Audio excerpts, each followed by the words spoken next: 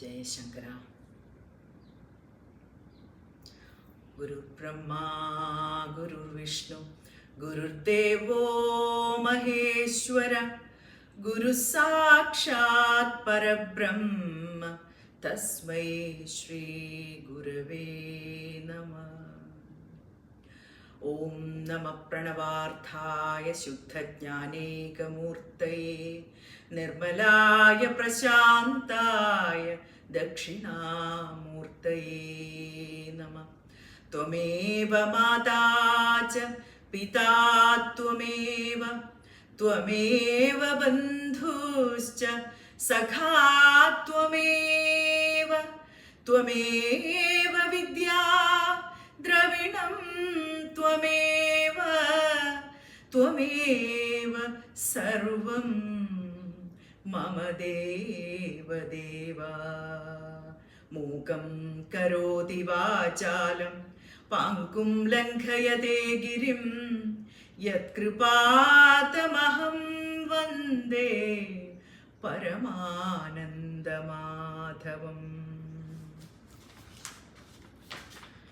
नमः शिवाभ्यां नवयौवनाभ्यां परस्पराश्लिष्ट वपुर्धराभ्यां नागेन्द्रकन्या वृषकेतनाभ्यां नमो नमः शङ्करपार्वतीभ्यां नमो नमः शङ्करपार्वतीभ्यां।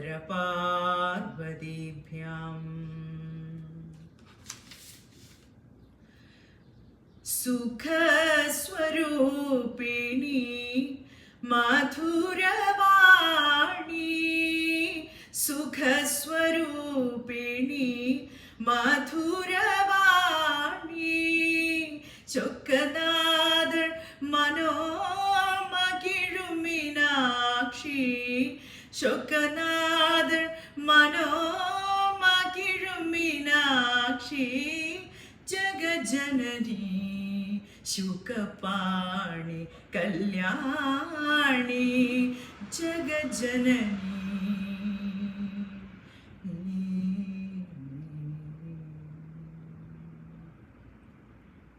ജഗദ്ഗുരു ശ്രീ ശങ്കരാചാര്യരുടെ പാദങ്ങൾ സുന്ദരേശ മീനാക്ഷി സുന്ദരേശന്മാരുടെ പാദങ്ങളിലും കോടി കോടി പ്രണാമം അർപ്പിച്ചുകൊണ്ട് നമ്മൾ ഇന്നത്തെ ശിവകഥകൾ ആരംഭിക്കുകയാണ്.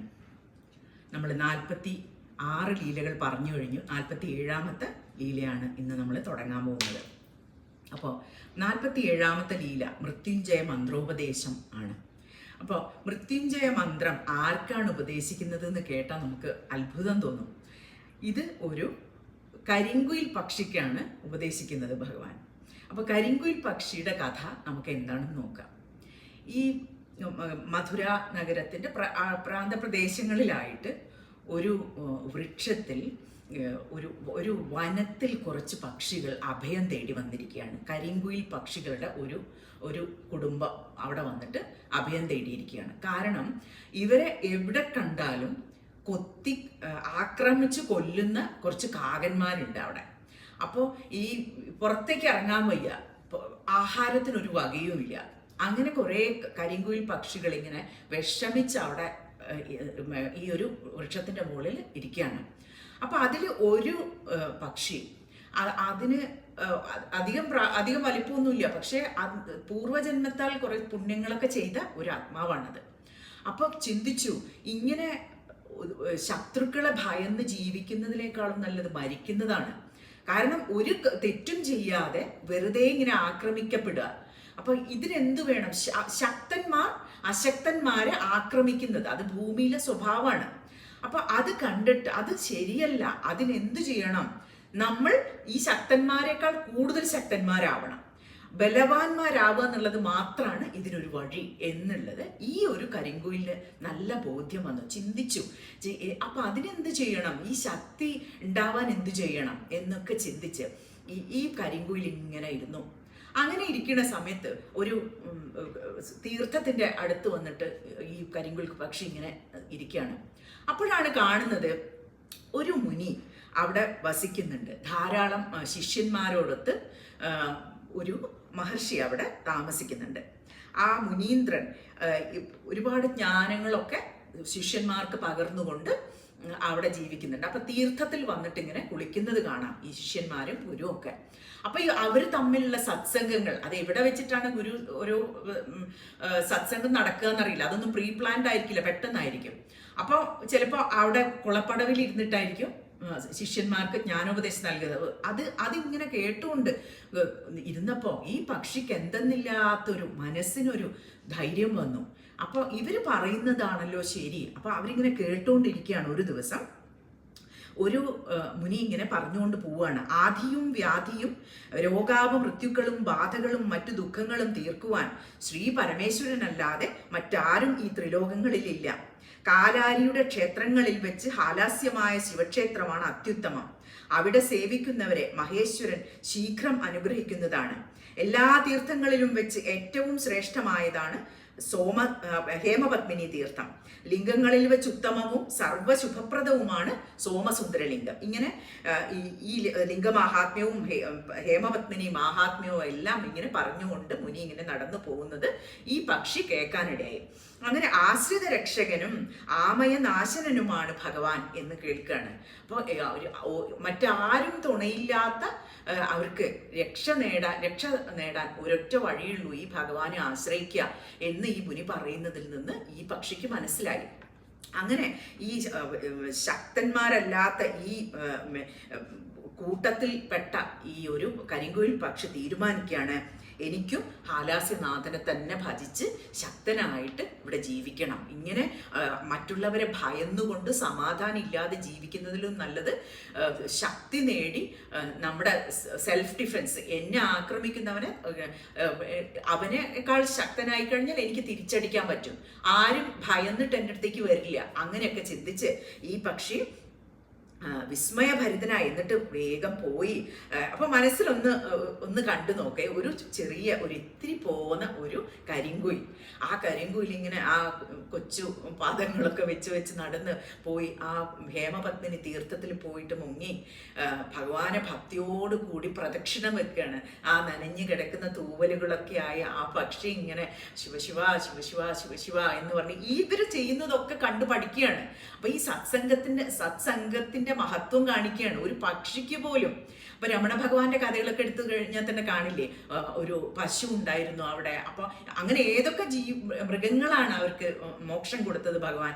അതുപോലെ ഇതിന് മൃഗം മനുഷ്യൻ എന്നുള്ള ഭേദമൊന്നുമില്ല. ഈ ഒരു സത്സംഗത്തിന് ഗുരുവിന്റെ ഒരു പ്രസൻസ്, സാന്നിധ്യം അത് കിട്ടിക്കഴിഞ്ഞാൽ ഏതൊരു ജീവജാലങ്ങൾക്കും ഈ പരിവർത്തനം വരുന്നതാണ്. അപ്പൊ ഈ കൊച്ചു കരിങ്കുയിൽ ഇങ്ങനെ നടന്ന് ഭഗവാനെ പ്രാർത്ഥിച്ചുകൊണ്ട് ഈ ക്ഷേത്രത്തിന് ചുറ്റുമായിട്ട് ഇങ്ങനെ പ്രദക്ഷിണം വെച്ചുകൊണ്ടിരിക്കണം. ആളുകളൊക്കെ ഇങ്ങനെ വേഗത്തിൽ നടന്നൊക്കെ പോകുന്നുണ്ട്. അപ്പൊ തട്ടിപ്പോകുന്നൊക്കെ ഉണ്ട്. അപ്പൊ കാണില്ല, ഇത്തിരി പോകുന്ന പക്ഷിയല്ലേ, ആരും കാണുന്നില്ല. അപ്പൊ എന്നാലും നടന്ന് ഇങ്ങനെ പ്രദക്ഷിണം വെക്കുക. ഭഗവാൻ ഇതൊക്കെ കണ്ടുകൊണ്ടിരിക്കുകയാണ്. ഭഗവാന് വലിയ കാരുണ്യം തോന്നി ആ പക്ഷിയോട്. അപ്പൊ ഭഗവാൻ പറയും, കുലോത്തമ. ഭഗവാൻ പ്രത്യക്ഷമായി. എന്നിട്ട് പറയും, പക്ഷികുലോത്തമ, ഭവാൻ ഈ ത്രക്ഷര മന്ത്രത്തെ ബ്രാഹ്മ മുഹൂർത്തത്തിൽ ചിന്മയനായ എന്നെ ചിന്തിച്ചുകൊണ്ട് ധ്യാനിക്കുക. ഈ മന്ത്രം ജപിക്കാൻ. അപ്പൊ മൃത്യുഞ്ജയ മന്ത്രമാണ് ഉപദേശിച്ചു കൊടുക്കുന്നത്. എന്നിട്ട് പറയും, രാവിലെ ബ്രാഹ്മ മുഹൂർത്തത്തിൽ, മനുഷ്യന്മാരോട് പറഞ്ഞു കൊടുക്കുന്ന പോലെ തന്നെയാണ് പറഞ്ഞു കൊടുക്കുന്നത്. ബ്രാഹ്മ മുഹൂർത്തത്തിൽ എഴുന്നേറ്റ് ഈ മന്ത്രം ജപിച്ചാൽ നീ ശക്തനാകും. എന്നിട്ട് പങ്കങ്ങളെല്ലാം, നിന്റെ സങ്കടം മുഴുവൻ, പാപം മുഴുവൻ നശിച്ചു പോകും. നിന്റെ പൂർവ്വജന്മത്തിൽ നീ പുണ്യം മാത്രമല്ലേ ചെയ്തത്, അല്പം പാപകർമ്മങ്ങളും ബാക്കിയുണ്ട്. അതുകൊണ്ടാണ് ഇതൊക്കെ അനുഭവിക്കേണ്ടി വരുന്നത്. ഈ മൃത്യുഞ്ജയ മന്ത്രം ജപിച്ചു കഴിഞ്ഞാൽ നിന്റെ പാപങ്ങളെല്ലാം അകന്ന്, നിന്റെ ദുഃഖങ്ങളെല്ലാം അകന്ന് നിനക്ക് സന്തോഷമായിട്ടുള്ള ഒരു ജീവിതം ഉണ്ടാവും എന്ന് ഭഗവാൻ പറയാണ്. അങ്ങനെ നിന്റെ വംശജന്മാർക്ക് ഈ മന്ത്രം ഉപദേശിക്കുക. ഈ കരിങ്കുലിന് മാത്രമല്ല, അവിടെ പേടിച്ച് വൃക്ഷത്തിന്റെ മുകളിൽ അഭയം പ്രാപിച്ചിരിക്കുന്ന ഒരു വലിയ കുടുംബം തന്നെ ഉണ്ട്. അപ്പൊ പറയും, അവർക്കും കൂടി പോയി ഈ മന്ത്രം നീ ഉപദേശിച്ചു കൊടുത്തോളൂ. അപ്പൊ ഗുരു സമ്മതം കൊടുക്കുകയാണ് മന്ത്രം അവർക്കും കൂടി ഉപദേശിക്കാൻ. എന്നിട്ട് പറയും, നിന്റെ ഭയം തീർന്ന് സർവ്വകാമങ്ങളും ലഭ്യമാകുന്നതാണ് എന്നൊരു പ്രതിജ്ഞ കൊടുക്കും. അപ്പൊ ഈ കരിങ്കുലിന് വളരെ സന്തോഷമാവും. അപ്പോൾ മനുഷ്യന്മാർ എത്രയോ കാലം ഭജിച്ചാലാണ് ഭഗവാൻ പ്രത്യക്ഷ പ്രദക്ഷിണാവുക. അപ്പോൾ ഈ ഒരു കൊച്ചു കുയിലിന്റെ കുട്ടി ഇങ്ങനെ നടന്ന് പ്രദക്ഷിണം വെച്ച് എന്നും ചെയ്യും. അത് കണ്ടിട്ടാണ് ഭഗവാൻ ഇത്രയും കാരുണ്യം വന്നത്. അങ്ങനെ മന്ത്രം കിട്ടിയപ്പോൾ ഈ കരിങ്കുയിൽ ഭക്തി വിവശനായി പിന്നെയും ശ്രീശങ്കരനെ കുമ്പിട്ട് സ്തുതിച്ചു. എന്നിട്ട് സുന്ദരേശൻ അരുളി ചെയ്ത ആ മന്ത്രജപമൊക്കെ തുടങ്ങി. അല്പകാലം കൊണ്ട് തന്നെ മന്ത്രവൈഭവം വന്നു.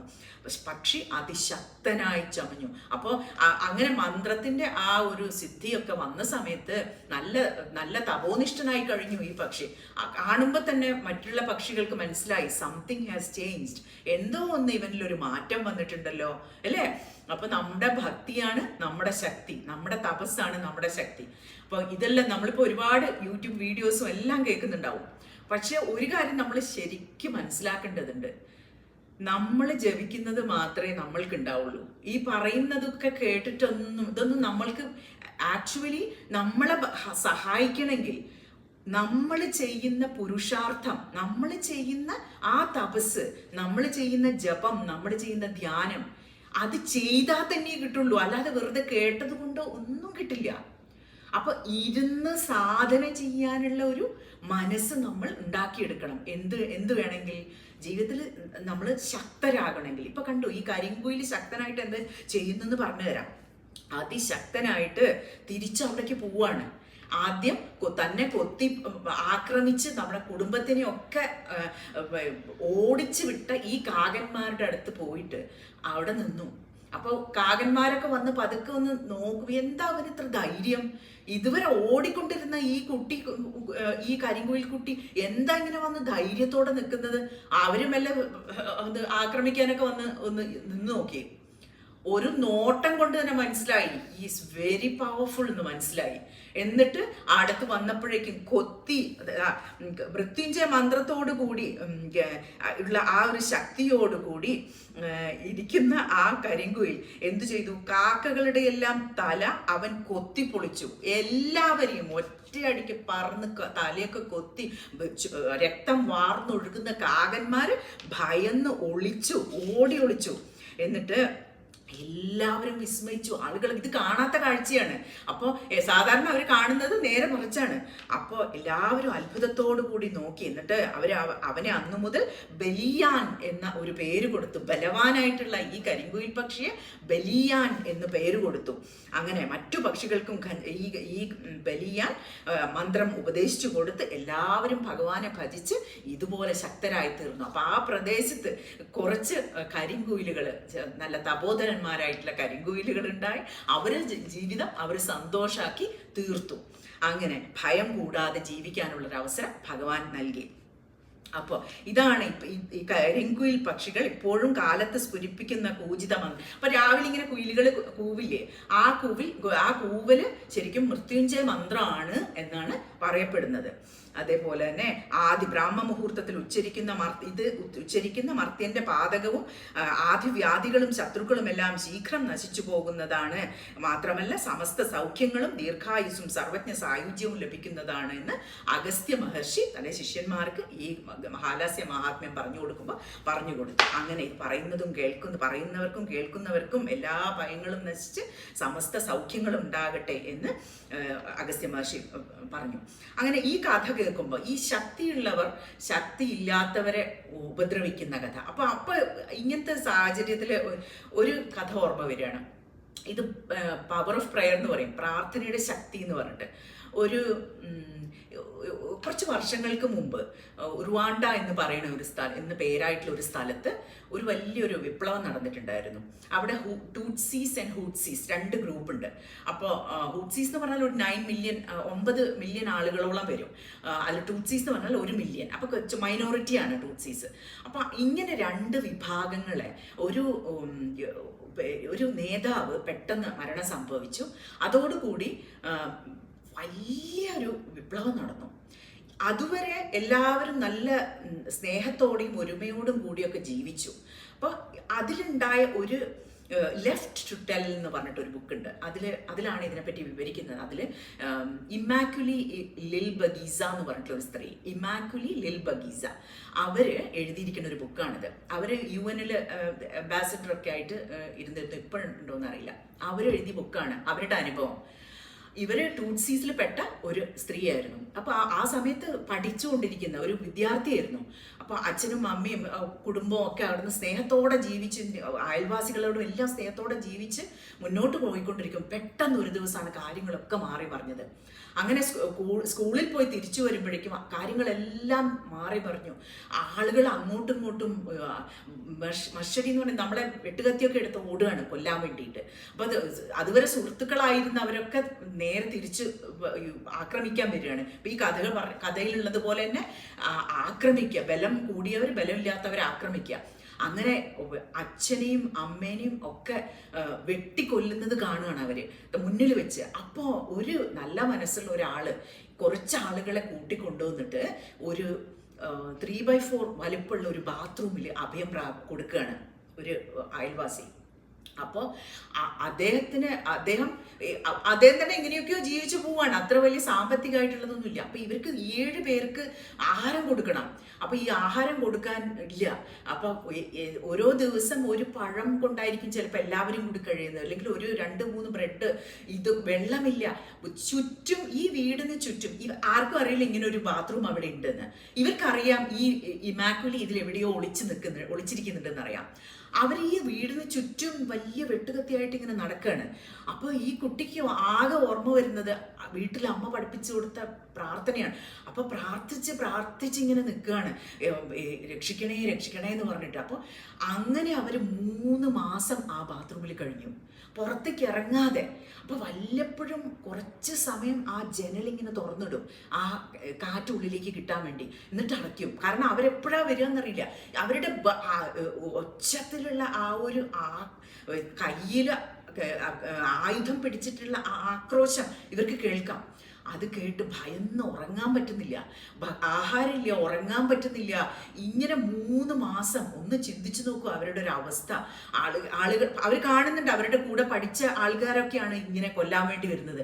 അങ്ങനെ അച്ഛനെയും അമ്മേനെയും സഹോദരങ്ങളെയും വെട്ടിക്കൊല്ലുന്നത് കാണുകയാണ്. അങ്ങനെ അവര് ഇങ്ങനെ 3 മാസം കഴിഞ്ഞ് ഒരു ദിവസം ഒരു ആർമിയുടെ സഹായത്തോടു കൂടി അവർക്ക് രക്ഷപ്പെടാനുള്ള ഒരു വഴി തുറന്നു കിട്ടുകയാണ്. അപ്പൊ രക്ഷപ്പെടണമെങ്കിൽ, ഈ ക്യാമ്പിൽ എത്തണമെങ്കിൽ ഇത് തുറന്നിട്ട്, വാതിൽ തുറന്ന് വീടിന്റെ പുറത്തേക്ക് ഇറങ്ങിയിട്ട് നടന്നു പോകണം. വീടിന് ചുറ്റും 24/7 കാവലാണ് ആളുകൾ, ഈ ശത്രുക്കള്. അങ്ങനെ ഒരു ദിവസം ഇന്ന് രക്ഷപ്പെട്ടിട്ടില്ലെങ്കിൽ അവർക്ക് രക്ഷപ്പെടാൻ പറ്റില്ല. അപ്പോൾ പ്രാർത്ഥിക്കുന്ന എന്താ വെച്ചാൽ, എന്നെ അവരുടെ കണ്ണിൽ നിന്ന് മറച്ചു കളയണേ എന്നാണ് പ്രാർത്ഥിക്കുന്നത്. അവരുടെ കണ്ണിൽ എന്നെ പെടാണ്ടിരിക്കണം. കാരണം എനിക്ക് നടന്നത് അവരെ മുന്നിൽ കൂടി പോയേ പറ്റൂ. അങ്ങനെ പുലർച്ചെ സമയത്ത് ഇവര് ഉണർന്നിട്ടുണ്ട്. ആളുകൾ ചിലരൊക്കെ അങ്ങോട്ടും ഇങ്ങോട്ടും നടക്കുന്നുണ്ട്, അവർ നോക്കുന്ന പോലുണ്ട്. പക്ഷെ അവർക്ക് കാണാൻ പറ്റുന്നില്ല.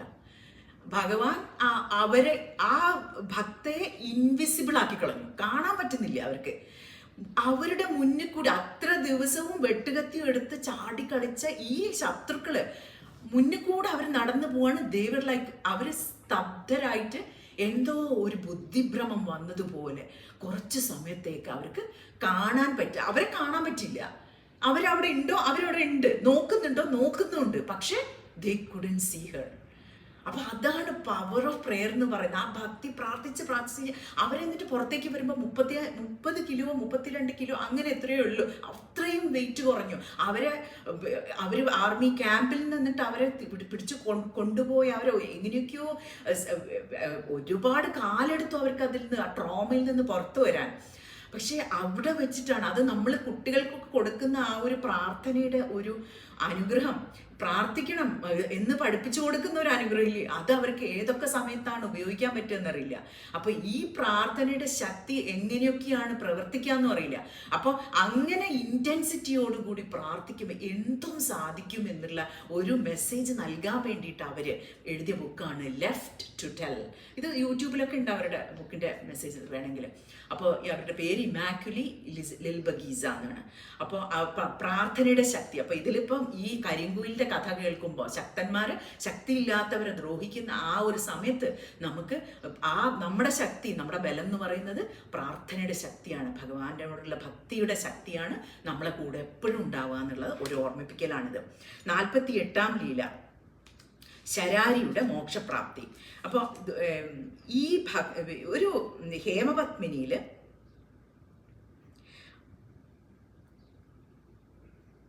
ഹേമപത്മിനിയിലല്ല, ഇത് വേറൊരു തടാകത്തിലാണ് ഉണ്ടാവുന്നത്. ഒരു വിസ്തീർണമായ തടാകം ഉണ്ടായിരുന്നു. അപ്പോൾ അതിൽ സ്വച്ഛ ജലത്താൽ സമ്പൂർണമായ ആ തടാകത്തിൽ അനേകം മത്സ്യങ്ങളും ആമകളും ഒക്കെ ഉണ്ട്. അപ്പോൾ ഇതിൽ മത്സ്യങ്ങളെ ഒക്കെ കൊത്തി തിന്നുകൊണ്ട് ജീവിക്കുന്ന ഒരു കൊറ്റിയുണ്ട്. അപ്പോൾ ഇതാണ് ശരാരി. ശരാരിയുടെ കഥയാണിത്. അപ്പൊ ശരാരിയുടെ മോക്ഷപ്രാപ്തിയുടെ കഥ. അപ്പൊ ഈ കൊറ്റി ഈ മത്സ്യങ്ങളെയൊക്കെ കൊത്തി തിന്ന് അതിന്റെ ജീവിതം ജീവിച്ചുകൊണ്ട് മുന്നോട്ട് പോവാണ്.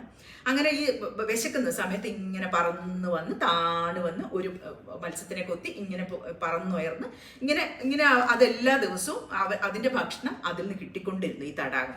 അങ്ങനെ കുറച്ചു കാലം കഴിഞ്ഞപ്പോൾ ഈ തടാകം വറ്റാൻ തുടങ്ങി. അങ്ങനെ മത്സ്യങ്ങളും അതിലുള്ള ജലജീവികളെല്ലാം ചത്തൊടുങ്ങി. അങ്ങനെ കൊറ്റിക്ക് ആഹാരമേ ഇല്ല. അങ്ങനെ ഇരിക്കുന്ന സമയത്ത് കുറ്റിക്ക് മനസ്സിലായി എങ്ങോട്ടെങ്കിലും പോകണം, ഇവിടെ നിന്നാൽ ശരിയാവില്ല എന്ന് ശരാരിക്ക് മനസ്സിലായി. അങ്ങനെ ചിന്തിച്ച് ബന്ധുക്കളോടൊപ്പം ഒരു വനത്തിൽ ചുറ്റി നടന്നു. അപ്പോഴാണ് ആ വനത്തിൽ തപസ് ചെയ്യുന്ന സത്യതപസ് എന്ന പേരായ മുനിയുടെ ആശ്രമോപാന്തത്തിൽ എത്തിച്ചേരുന്നത്. അങ്ങനെ ഈ തീർത്ഥത്തിൽ കുളിക്കുന്ന സമയത്ത് മുമ്പ് പറഞ്ഞതുപോലെ തന്നെ സത്യതപസ് എന്ന ആ മഹർഷി തൻ്റെ ശിഷ്യനായിട്ടും എല്ലാം ഇങ്ങനെ സംസാരിക്കുന്ന സത്സംഗത്തിൻ്റെ ഒക്കെ സംസാരങ്ങളെല്ലാം ഇങ്ങനെ പറയുന്ന കാര്യങ്ങളെല്ലാം ശ്രവിച്ച് ഇരിക്കും. അപ്പം എന്താണ് ഇവിടെ പറയാം, അപ്പം ആഹാരം കഴിക്കുന്നത് ഇതിനെപ്പറ്റി പറയണം. അപ്പം ഇവരിങ്ങനെ കുളിച്ചുകൊണ്ടിരിക്കുമ്പോൾ അതിലും മത്സ്യങ്ങളുണ്ട്. ഈ കാണുന്ന ഈ തീർത്ഥം എന്താ, ആശ്രമത്തിന്റെ ഭാഗമായിട്ടുള്ള തീർത്ഥാണ്. അതിൽ മത്സ്യങ്ങളുണ്ട്. ഈ മത്സ്യങ്ങളും ഈ ശിഷ്യന്മാരോടൊക്കെ അവർ തമ്മിലുള്ള ഒരു സ്നേഹം ഈ ശരാരി ഇങ്ങനെ നോക്കിക്കാണുകയാണ്. അപ്പൊ മത്സ്യങ്ങള് വന്നിട്ട് ഇവരുടെ ഈ ശിഷ്യന്മാരുടെ ജടയിലൊക്കെ ഇങ്ങനെ കൊത്തി കൊത്തി കളിക്കുന്നുണ്ട്. അപ്പൊ ചിരിച്ചുകൊണ്ട് അവരെ ഇങ്ങനെ ലാളിക്കുന്നതായിട്ട് കാണും. അപ്പൊ ശരാരി ഇങ്ങനെ നോക്കൂ, എന്തൊരു സ്നേഹമാണ് അവർ തമ്മില്. എന്തിനാ ഞാൻ ഈ മത്സ്യങ്ങളൊക്കെ കൊത്തി കൊല്ലുന്നത്? എനിക്ക് ഇത് കൊല്ലാണ്ട് ജീവിച്ചൂടെ? എന്തിനാ മറ്റുള്ള ജീവജാലങ്ങളുടെ ജീവൻ എടുത്തിട്ട് എന്തിനാ എനിക്ക് ഭക്ഷണം? എനിക്ക് ഇതിനേക്കാളും നല്ലത് ഞാൻ എൻ്റെ മാംസം തന്നെ കൊത്തി തിന്നാണ്. ഇങ്ങനെയൊക്കെ പറഞ്ഞ് ഞാൻ ഇനി മുതൽ ഒരു വെജിറ്റേറിയൻ ആവാൻ പോവാണ് എന്നുള്ള ഒരു തീരുമാനം അങ്ങ് എടുത്തു ഈ ശരാരി. അങ്ങനെ അന്യഹിംസ ചെയ്യാതെ ജീവിക്കുന്നവൻ ധന്യനാണ് എന്നൊക്കെ ചിന്തിച്ച് അപ്പോഴും മനസ്സിലുണ്ടെങ്കിൽ അപ്പൊ പിന്നെ ഞാൻ എന്താ കഴിക്കുക അതും അറിയില്ല. ഇങ്ങനെ ചിന്തിച്ചപ്പോ തന്നെ എന്തായി, രാത്രിയും വന്നെടുത്തു. അപ്പൊ ഇങ്ങനെ ഒരു തീരുമാനം എടുത്തപ്പോ തന്നെ വിശന്നിരിക്കുകയാണ്. പെട്ടെന്ന് ശരാരിക്ക് അതിന്റെ ഉദരം നിറഞ്ഞതായിട്ട് തോന്നി. ഒന്നും കഴിക്കാതെ തന്നെ വയറ് നിറഞ്ഞതായിട്ടുള്ള ഒരു പ്രതീതി ഉണ്ടായി. അപ്പോൾ തടാകത്തിന്റെ പശ്ചിമ തീരത്ത് ഉന്നതമായ മണ്ഡപത്തിൽ സത്യതപസ് മറ്റു മുനിമാർക്കായി പുരാണങ്ങൾ പുരാണങ്ങൾ പാരായണം ചെയ്യുന്ന ഒരു പതിവുണ്ട്. അപ്പൊ അത് കാണാൻ വേണ്ടി ഈ ശരാരി പോയിട്ടിരിക്കും. അങ്ങനെ അപ്പോൾ അവര് ഭഗവാനെ കുറിച്ചുള്ള കഥകൾ പറയുമ്പോഴുള്ള ആനന്ദ ബാഷ്പവും എല്ലാ രോമാഞ്ചവും ഭക്തിയും എല്ലാം കണ്ടിട്ട് ശരാരിക്കും അതുപോലെ തന്നെ ശരീരത്തെ പോലും മറന്ന് ശരാരി ഇരിക്കാൻ തുടങ്ങി. ശരാരിക്ക് വിശപ്പുമില്ല, ഒന്നുമില്ല. ഇതിങ്ങനെ കേട്ടോണ്ടിരിക്കണം. എന്ത് ആനന്ദമാണ് മനസ്സിനെ ഇങ്ങനെയൊക്കെ ഓർത്തുകൊണ്ട് ഇരിക്കുമ്പോൾ താപസൻ അരുളി ചെയ്തു, ഹാലാസ്യനാഥനായ സുന്ദരേശനോളം കാരുണ്യം മറ്റു ക്ഷേത്രങ്ങളിൽ വാഴുന്ന ഈശ്വരന്മാർക്ക് ആർക്കും ഇല്ലെന്ന് നിശ്ചയം. വേഗം തപഫലം വേണമെന്നുള്ളവർ മധുരയിൽ തന്നെ ചെല്ലണം. അന്യത്ര ചെയ്യുന്ന തപസ്സിന് സമാപ്തിയിലേ ഫലം ഉണ്ടാകുള്ളൂ. മറ്റുള്ള സ്ഥലങ്ങളിൽ ചെയ്യുന്ന തപസ്സിന് എല്ലാം കഴിഞ്ഞിട്ടാണ് ഫലം ഉണ്ടാവുക. പക്ഷെ മധുരയിൽ ചെന്ന് ഒരാള് തപസ്സിരിക്കണം, സാധന ചെയ്യണം എന്ന് ചിന്തിക്കിച്ച് അവിടെ പോകുമ്പോൾ തന്നെ അതിന്റെ ഫലം സിദ്ധിക്കും. ഇങ്ങനെയൊക്കെ ഈ ഗുരു പറയുന്നത് കേട്ട് ശരാരി ഇങ്ങനെ ചിന്തിച്ചു.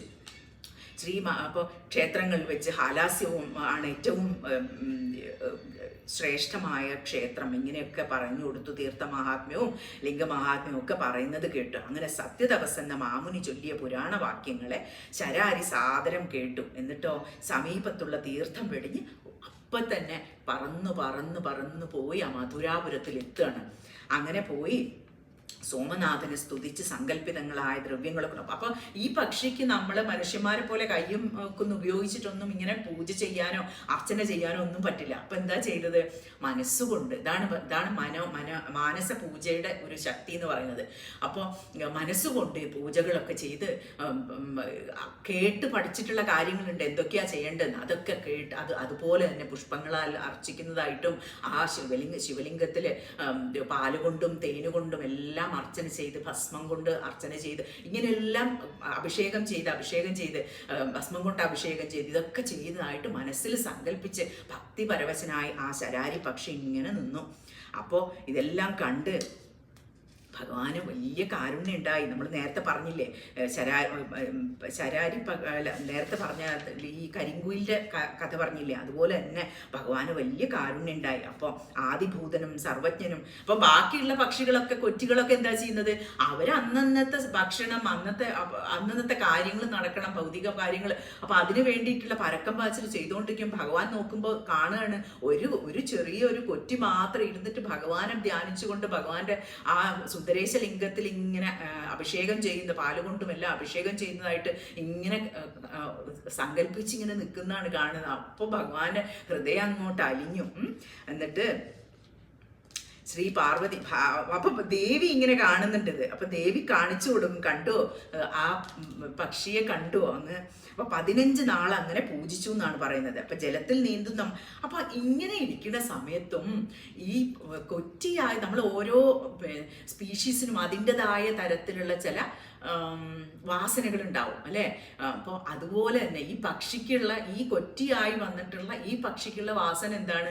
മത്സ്യങ്ങളെ കണ്ടാൽ അപ്പം അതിനെ കഴിക്കാനൊന്ന് തോന്നും. കാരണം ഒരുപക്ഷെ ജന്മങ്ങളായിട്ടുള്ള വാസനയായിരിക്കും. അപ്പം ആഹാരത്തിനോടൊക്കെയുള്ള വാസന നമുക്ക് ജന്മങ്ങളായിട്ടുള്ളതായിരിക്കും. അപ്പോൾ ഇതിന് ആ തീർത്ഥത്തിൽ, ഹേമപത്മിനി തീർത്ഥത്തിൽ നല്ല വലുപ്പമുള്ള നല്ല മത്സ്യങ്ങൾ ഇങ്ങനെ തുള്ളിച്ചാടി കളിക്കുന്നുണ്ട് അവിടെ ആനന്ദത്തോടെ. അത് കണ്ടപ്പോൾ ആദ്യം അതൊക്കെ കണ്ടിങ്ങനെ സന്തോഷത്തോടെ നിൽക്കി. പെട്ടെന്ന് ഈ വാസന ഒന്ന് തലപൊക്കി. ആ വാസന തലപൊക്കി തന്നെ അപ്പൊ തന്നെ വിഷമം തോന്നിയ ഈ പക്ഷിക്ക്, അയ്യോ ഞാൻ ഭഗവാനെ ഭജിക്കാൻ വേണ്ടി ഇവിടെ വന്നിട്ട് ഈ തീർത്ഥത്തിലുള്ള ഈ മീനുകളെ കഴിക്കണമെന്ന് ഞാൻ മനസ്സിൽ ഒരു നിമിഷമെങ്കിലും അങ്ങനെ ഒരു ചിന്ത എനിക്ക് വന്നല്ലോ. ഭഗവാനെ എനിക്ക് എന്നോട് പൊറുക്കണേ എന്ന് പറഞ്ഞ് വല്ലാതെ വിഷമിക്കുന്നത് കണ്ടു ഭഗവാൻ. അപ്പോഴെന്ത് ചെയ്തു? അപ്പൊ ഭഗവാൻ ഒരു കാരുണ്യം ചെയ്തു. അത് ചിന്തിച്ചു പോയല്ലോ എന്ന് വിഷമിക്കുമ്പോഴേക്കും ആ ഹേമപത്മിനി തീർത്ഥത്തിലുള്ള എല്ലാ ജലജീവികളെയും ഭഗവാൻ മാറ്റിക്കളഞ്ഞു. ആ വിഷമിച്ച് കണ്ണു തുറക്കുന്ന പക്ഷി കാണുകയാണ് ഈ തീർത്ഥത്തിൽ ഒരു മീന് പോലും ഇല്ല. അപ്പോൾ എന്തായി? ഭഗവാൻ പറഞ്ഞു, ശരി, നിനക്ക് അങ്ങനെ വിഷമം തോന്നുന്നുണ്ടോ, നിനക്ക് അങ്ങനെ ഒരു വാസന വരുന്നുണ്ടോ, എന്നാൽ ഞാൻ ഇന്നു മുതൽ ഹേമപത്മിനി തീർത്ഥത്തിൽ ഒരു ജലജീവികളും ഉണ്ടാവില്ല. അതാണ് ഇപ്പോഴും മത്സ്യങ്ങളൊന്നുമില്ല അവിടെ എന്നുള്ളത് കാണാൻ പറ്റും. അപ്പോൾ ഇങ്ങനെ ഒരു ജന്തുവിഹീനമാക്കി തീർത്തു എന്നാണ് ഹേമപത്മിനിയെ.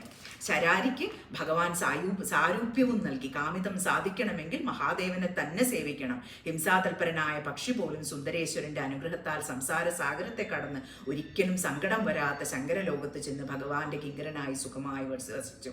അപ്പോൾ ഇങ്ങനെയാണ് 48ാം ലീല വരുന്നത്. അപ്പോൾ ഒരു ശരാരി പക്ഷിക്കും ഒരു കരിങ്കുയിലിനും എല്ലാം മോക്ഷം കൊടുക്കുന്ന ഈ കാരുണ്യനിധിയായിട്ടുള്ള സുന്ദരേശന്റെ പാദങ്ങളിൽ സാഷ്ടാംഗം പ്രണമിച്ചുകൊണ്ട് ഇത് കേൾക്കുന്നവർക്കും ഇത് പറയുന്നവർക്കും എല്ലാം ശക്തിയും തപസ് ചെയ്യാനുള്ള ശക്തി, സാധന ചെയ്യാനുള്ള ശക്തിയും ജ്ഞാനം ഗ്രഹിക്കാനുള്ള ശക്തിയും എല്ലാം നൽകി ഭഗവാൻ അനുഗ്രഹിക്കുമെന്ന് പറഞ്ഞുകൊണ്ട് അഗസ്ത്യ മഹർഷി അടുത്ത ലീലയിലേക്ക് കടന്നു. 49ാമത്തെ ലീല, പുരസീമാ പ്രദർശനം. അപ്പൊ അവിടെ പിന്നുള്ള കാലഘട്ടത്തിൽ കുറച്ച് പ്രളയം വരുന്നുണ്ട്. അപ്പൊ പ്രളയത്തിൽ പോലും നശിക്കാതെ നിൽക്കുകയാണ് മധുരാ നഗരം. അങ്ങനെ ഹാലാസ്യം. അപ്പോൾ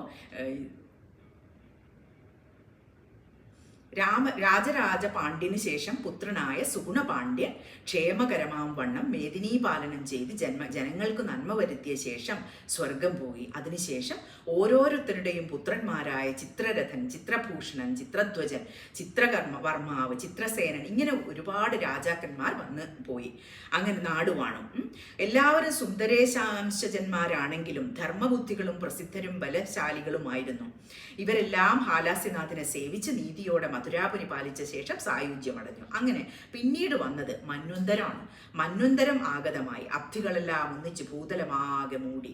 മഹാപ്രളയത്തിൽ പോലും നാശമില്ലാത്ത ഹാലാസ്യവും തീർത്ഥവും മീനാക്ഷി നിലയവും മഹേശ്വര പ്രാസാദവും കേടുകൂടാതെ നിലകൊണ്ടു. കഠോരമായ മഹാവൃഷ്ടിയാലും കാറ്റിനാലും ഉഗ്രമായ വെയിലിനാലും ഭൂമിയിൽ മറ്റുള്ളതെല്ലാം നശിച്ചു. അങ്ങനെ ഭഗവാന്റെ അത്ഭുതം, വൈഭവം വളരെ വിചിത്രം തന്നെ. നമ്മൾ കണ്ടില്ലേ, നമ്മളിപ്പം ആത്മായനത്തിന്റെ പരിപാടിയായിട്ടുള്ള ഒരു ചാർധാം യാത്ര ചെയ്ത സമയത്ത് നമ്മൾ കേദാർനാഥിൽ പോയി. അപ്പൊ അവിടെ കണ്ടില്ലേ, ഇങ്ങനെ അന്ന് വലിയ ഒരു ഉരുൾപൊട്ടലും കാര്യങ്ങളൊക്കെ വന്ന് അവിടെ അതിവൃഷ്ടി ഉണ്ടായി എല്ലാം നശിച്ചു പോയപ്പോഴും നമ്മുടെ കേദാർനാഥ് ക്ഷേത്രത്തിന്റെ തൊട്ടു പിന്നിലായി ഒരു വലിയ ഭീമൻ പാറ, അങ്ങനെ എന്തോ ആണ് അതിന്റെ പേര്. അപ്പൊ ഒരു പാറ വന്ന് നിന്ന് അതിനെ ബാക്കി ആ ക്ഷേത്രം മാത്രം അവിടെ രക്ഷിക്കാൻ വേണ്ടി ഇങ്ങനെ ഒരു പാറ വന്ന് അവിടെ നിന്ന് ബ്ലോക്ക് ചെയ്തു വെള്ളത്തിന്. എന്നിട്ട് അത് മാത്രം ബാക്കിയായി. ബാക്കി ഒരുപാട് കടകളും വല്ലാതെ പൊല്യൂട്ടഡും ആയിരുന്നു ആ സ്ഥലം. എല്ലാം ആ അതിവൃഷ്ടിയോടുകൂടി ക്ലീനപ്പ് ചെയ്യപ്പെട്ടു. അപ്പൊ അങ്ങനെ ഓരോ സമയത്ത് വരേണ്ടത് എല്ലാം വരും, പക്ഷെ സംരക്ഷിക്കപ്പെടേണ്ടത് സംരക്ഷിക്കപ്പെടും. അപ്പൊ നമ്മുടെ ഭക്തന്മാരായിരിക്കുന്നവരെ സംരക്ഷിക്കുക എന്നുള്ള ഒരു ശീലം ഭഗവാന് എപ്പോഴും ഉണ്ട്. അങ്ങനെ സൂര്യചന്ദ്രന്മാരിൽ നിന്ന് മുന്നെപ്പോലെ രാജാക്കന്മാർ ജനിച്ചു. പാണ്ഡ്യനും ചോളനും ചേരനും മറ്റു ഭൂമണ്ഡല അധിപന്മാരും ഉത്ഭവിച്ചു. അക്കാലത്ത് പാണ്ഡ്യഭൂപതിയായി വംശശേഖരൻ ജനിച്ചു. അങ്ങനെ ഈ വംശശേഖര രാജാവ് സോമസുന്ദരേശൻ വസിക്കുന്ന വിമാനത്തിന്റെ 4 ഭാഗത്തും ചെറിയൊരു പട്ടണം നിർമ്മിച്ച് പ്രജകളെ പരിപാലിച്ചു. ജനങ്ങൾ ക്രമേണ വർദ്ധിച്ച് നഗരത്തിൽ ഒതുങ്ങാതെയായി. തൻ്റെ പ്രജകൾക്ക് സുഖമായി വസിക്കുവാൻ സ്ഥലമില്ലാതെ ഉഴലുന്നു. താനിനി എന്താണ് ചെയ്യേണ്ടത് ദൈവമേ എന്ന് ചിന്തിച്ചുകൊണ്ട് രാജാവ് ക്ഷിപ്രപ്രസാദിയായ ഹാലാസ്യനാഥനെ കുമ്പിട്ട് പ്രാർത്ഥിക്കാൻ തുടങ്ങി. കൃപാവാരിതേ ഹാലാസ്യനായക, അങ്ങയുടെ പാദങ്ങളല്ലാതെ മറ്റൊരാശ്രയവും ഞങ്ങൾക്കില്ല. പ്രജകൾക്ക് വസിക്കുവാൻ ഈ പുരത്തിൽ സ്ഥലം തികയുന്നില്ല. ഈ പ്രജകൾക്ക് എല്ലാം നശിച്ചു പോയി. ആകെ ശേഷിച്ചിരിക്കുന്ന ചെറിയൊരു ഭാഗം. അപ്പൊ ആളുകൾക്ക് എല്ലാവർക്കും കൂടി താമസിക്കാനും കൂടിയുള്ള സൗകര്യം ഇല്ലാതെയായി മാറി. അങ്ങനെ ഈ പട്ടണത്തിൽ ഹാലാസ്യത്തിന്റെ അതിര് എനിക്ക് നിർണ്ണയിക്കാൻ പറ്റുന്നില്ല. അതിലെല്ലാം ഒഴുകി പോയിരിക്കണോ, ഒന്നും ഇല്ല ഇപ്പൊ. അപ്പൊ അതിപ്പോ എങ്ങനെയാണ് തിരിച്ചിട്ട് അതിരൊക്കെ തിരിക്കേണ്ടത് എന്ന് മനസ്സിലാവുന്നില്ല രാജാവിന്. അങ്ങനെ ഭഗവാനോട് പ്രാർത്ഥിക്കുകയാണ്. അപ്പൊ ഭഗവാൻ പണ്ട് രാജാവായിട്ട് ഇവിടെ ഇരുന്നതാണ് 66,000 വർഷം. അപ്പൊ ഭഗവാന് നന്നായിട്ട് അറിയാം അതിരുകൾ എവിടെയാണെന്ന്. അപ്പൊ ഭഗവാൻ എന്ത് ചെയ്തു, ഇങ്ങനെ പറഞ്ഞ് ആശ്രിത വത്സലനായ അപ്പൊ ഇങ്ങനെ പ്രാർത്ഥിച്ചപ്പോൾ ഭഗവാൻ സിദ്ധരൂപം പൂണ്ട് ശിവലിംഗത്തിൽ നിന്നും ആവിർഭവിച്ചു. കുണ്ടലി ഭൂഷണൻ ഗർഭഗേഹത്തിൽ നിന്നും എഴുന്നള്ളി രാജാവിനെ കടാക്ഷിച്ച ശേഷം തൻ്റെ അംഗാഭരണമായ വാസുകിയോട് പുരത്തിന്റെ അതിര് കാട്ടിക്കൊടുക്കുക. വാസുകിയോട് പറയും, വാസുകി പോയി ഈ പുരത്തിന്റെ മധുരാപുരിയുടെ അതിര് കാണിച്ചു കൊടുക്കൂ എന്ന് പറയും. അപ്പോൾ ഇങ്ങനെ ചൊല്ലിയിട്ട് അപ്പൊ വാസുകി എന്തു പറഞ്ഞു, ഞാൻ വളഞ്ഞു പുളഞ്ഞവനാണേ, അതുകൊണ്ട് കോട്ടവാതിലുകളും വളഞ്ഞു തന്നെ കാണപ്പെടും. ആ സാലത്തിന് എൻ്റെ നാമം എന്നുണ്ടായിരിക്കണം. അപ്പൊ ഒരു നെഗോഷിയേഷൻ അവിടെ ഉണ്ട്.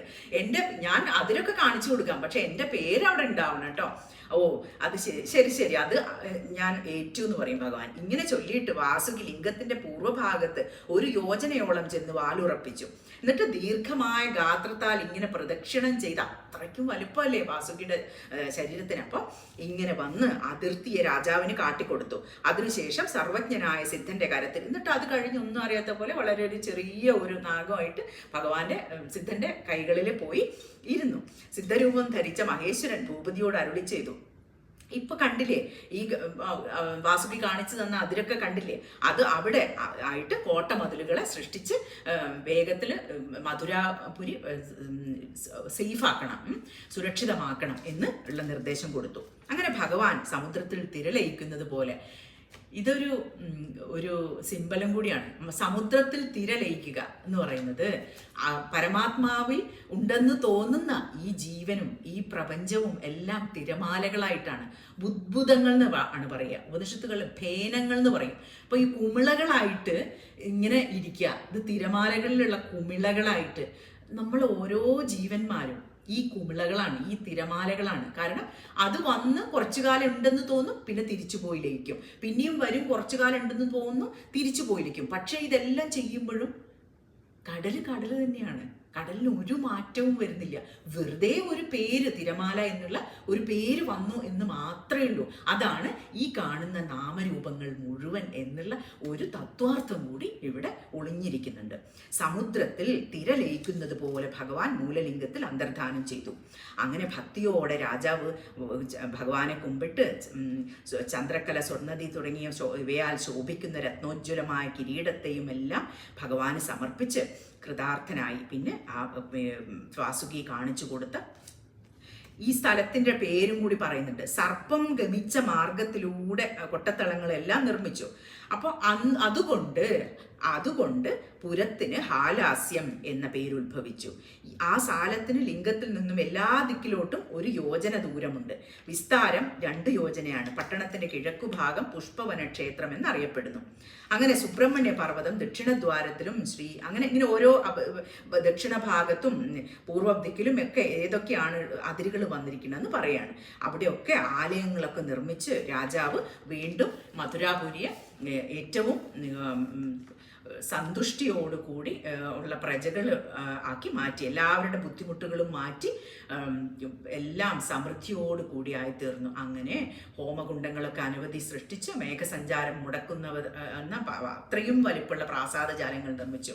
അങ്ങനെ ഈ കഥ മനോഹരമായിട്ട് ഉദ്യാന വൃക്ഷങ്ങളോടുകൂടി പരിലസിക്കുന്ന മധുരാപുരി, താമരകളും മാമ്പുലകളും വിടർന്നു നിൽക്കുന്ന സ്വച്ഛ ജലാശയങ്ങൾ, ഇതെല്ലാം ഇങ്ങനെ വീണ്ടും സൃഷ്ടിച്ചു. അവിടെയൊക്കെ അങ്ങാടികളും എല്ലാം നിർമ്മിച്ച് അരജൻ ഇങ്ങനെ മധുരാപുരം ഏറ്റവും ഭംഗിയുള്ളതാക്കി തീർത്തു.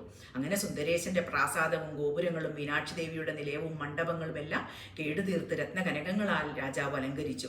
അങ്ങനെയുള്ള ഭക്തിയോട് കൂടിയിട്ടുള്ള രാജാവിന് ഹാലാസ്യനാഥന് ഒരുപാട് കരുണാ കടാക്ഷങ്ങൾ ഉണ്ടായി. അങ്ങനെ അദ്ദേഹത്തിന് വംശചൂടാമണി എന്നൊരു നന്ദനൻ ഉണ്ടായി വന്നു. ആ രാജാവിൻ്റെ പുത്രന്റെ പേരാണ് വംശചൂടാമണി.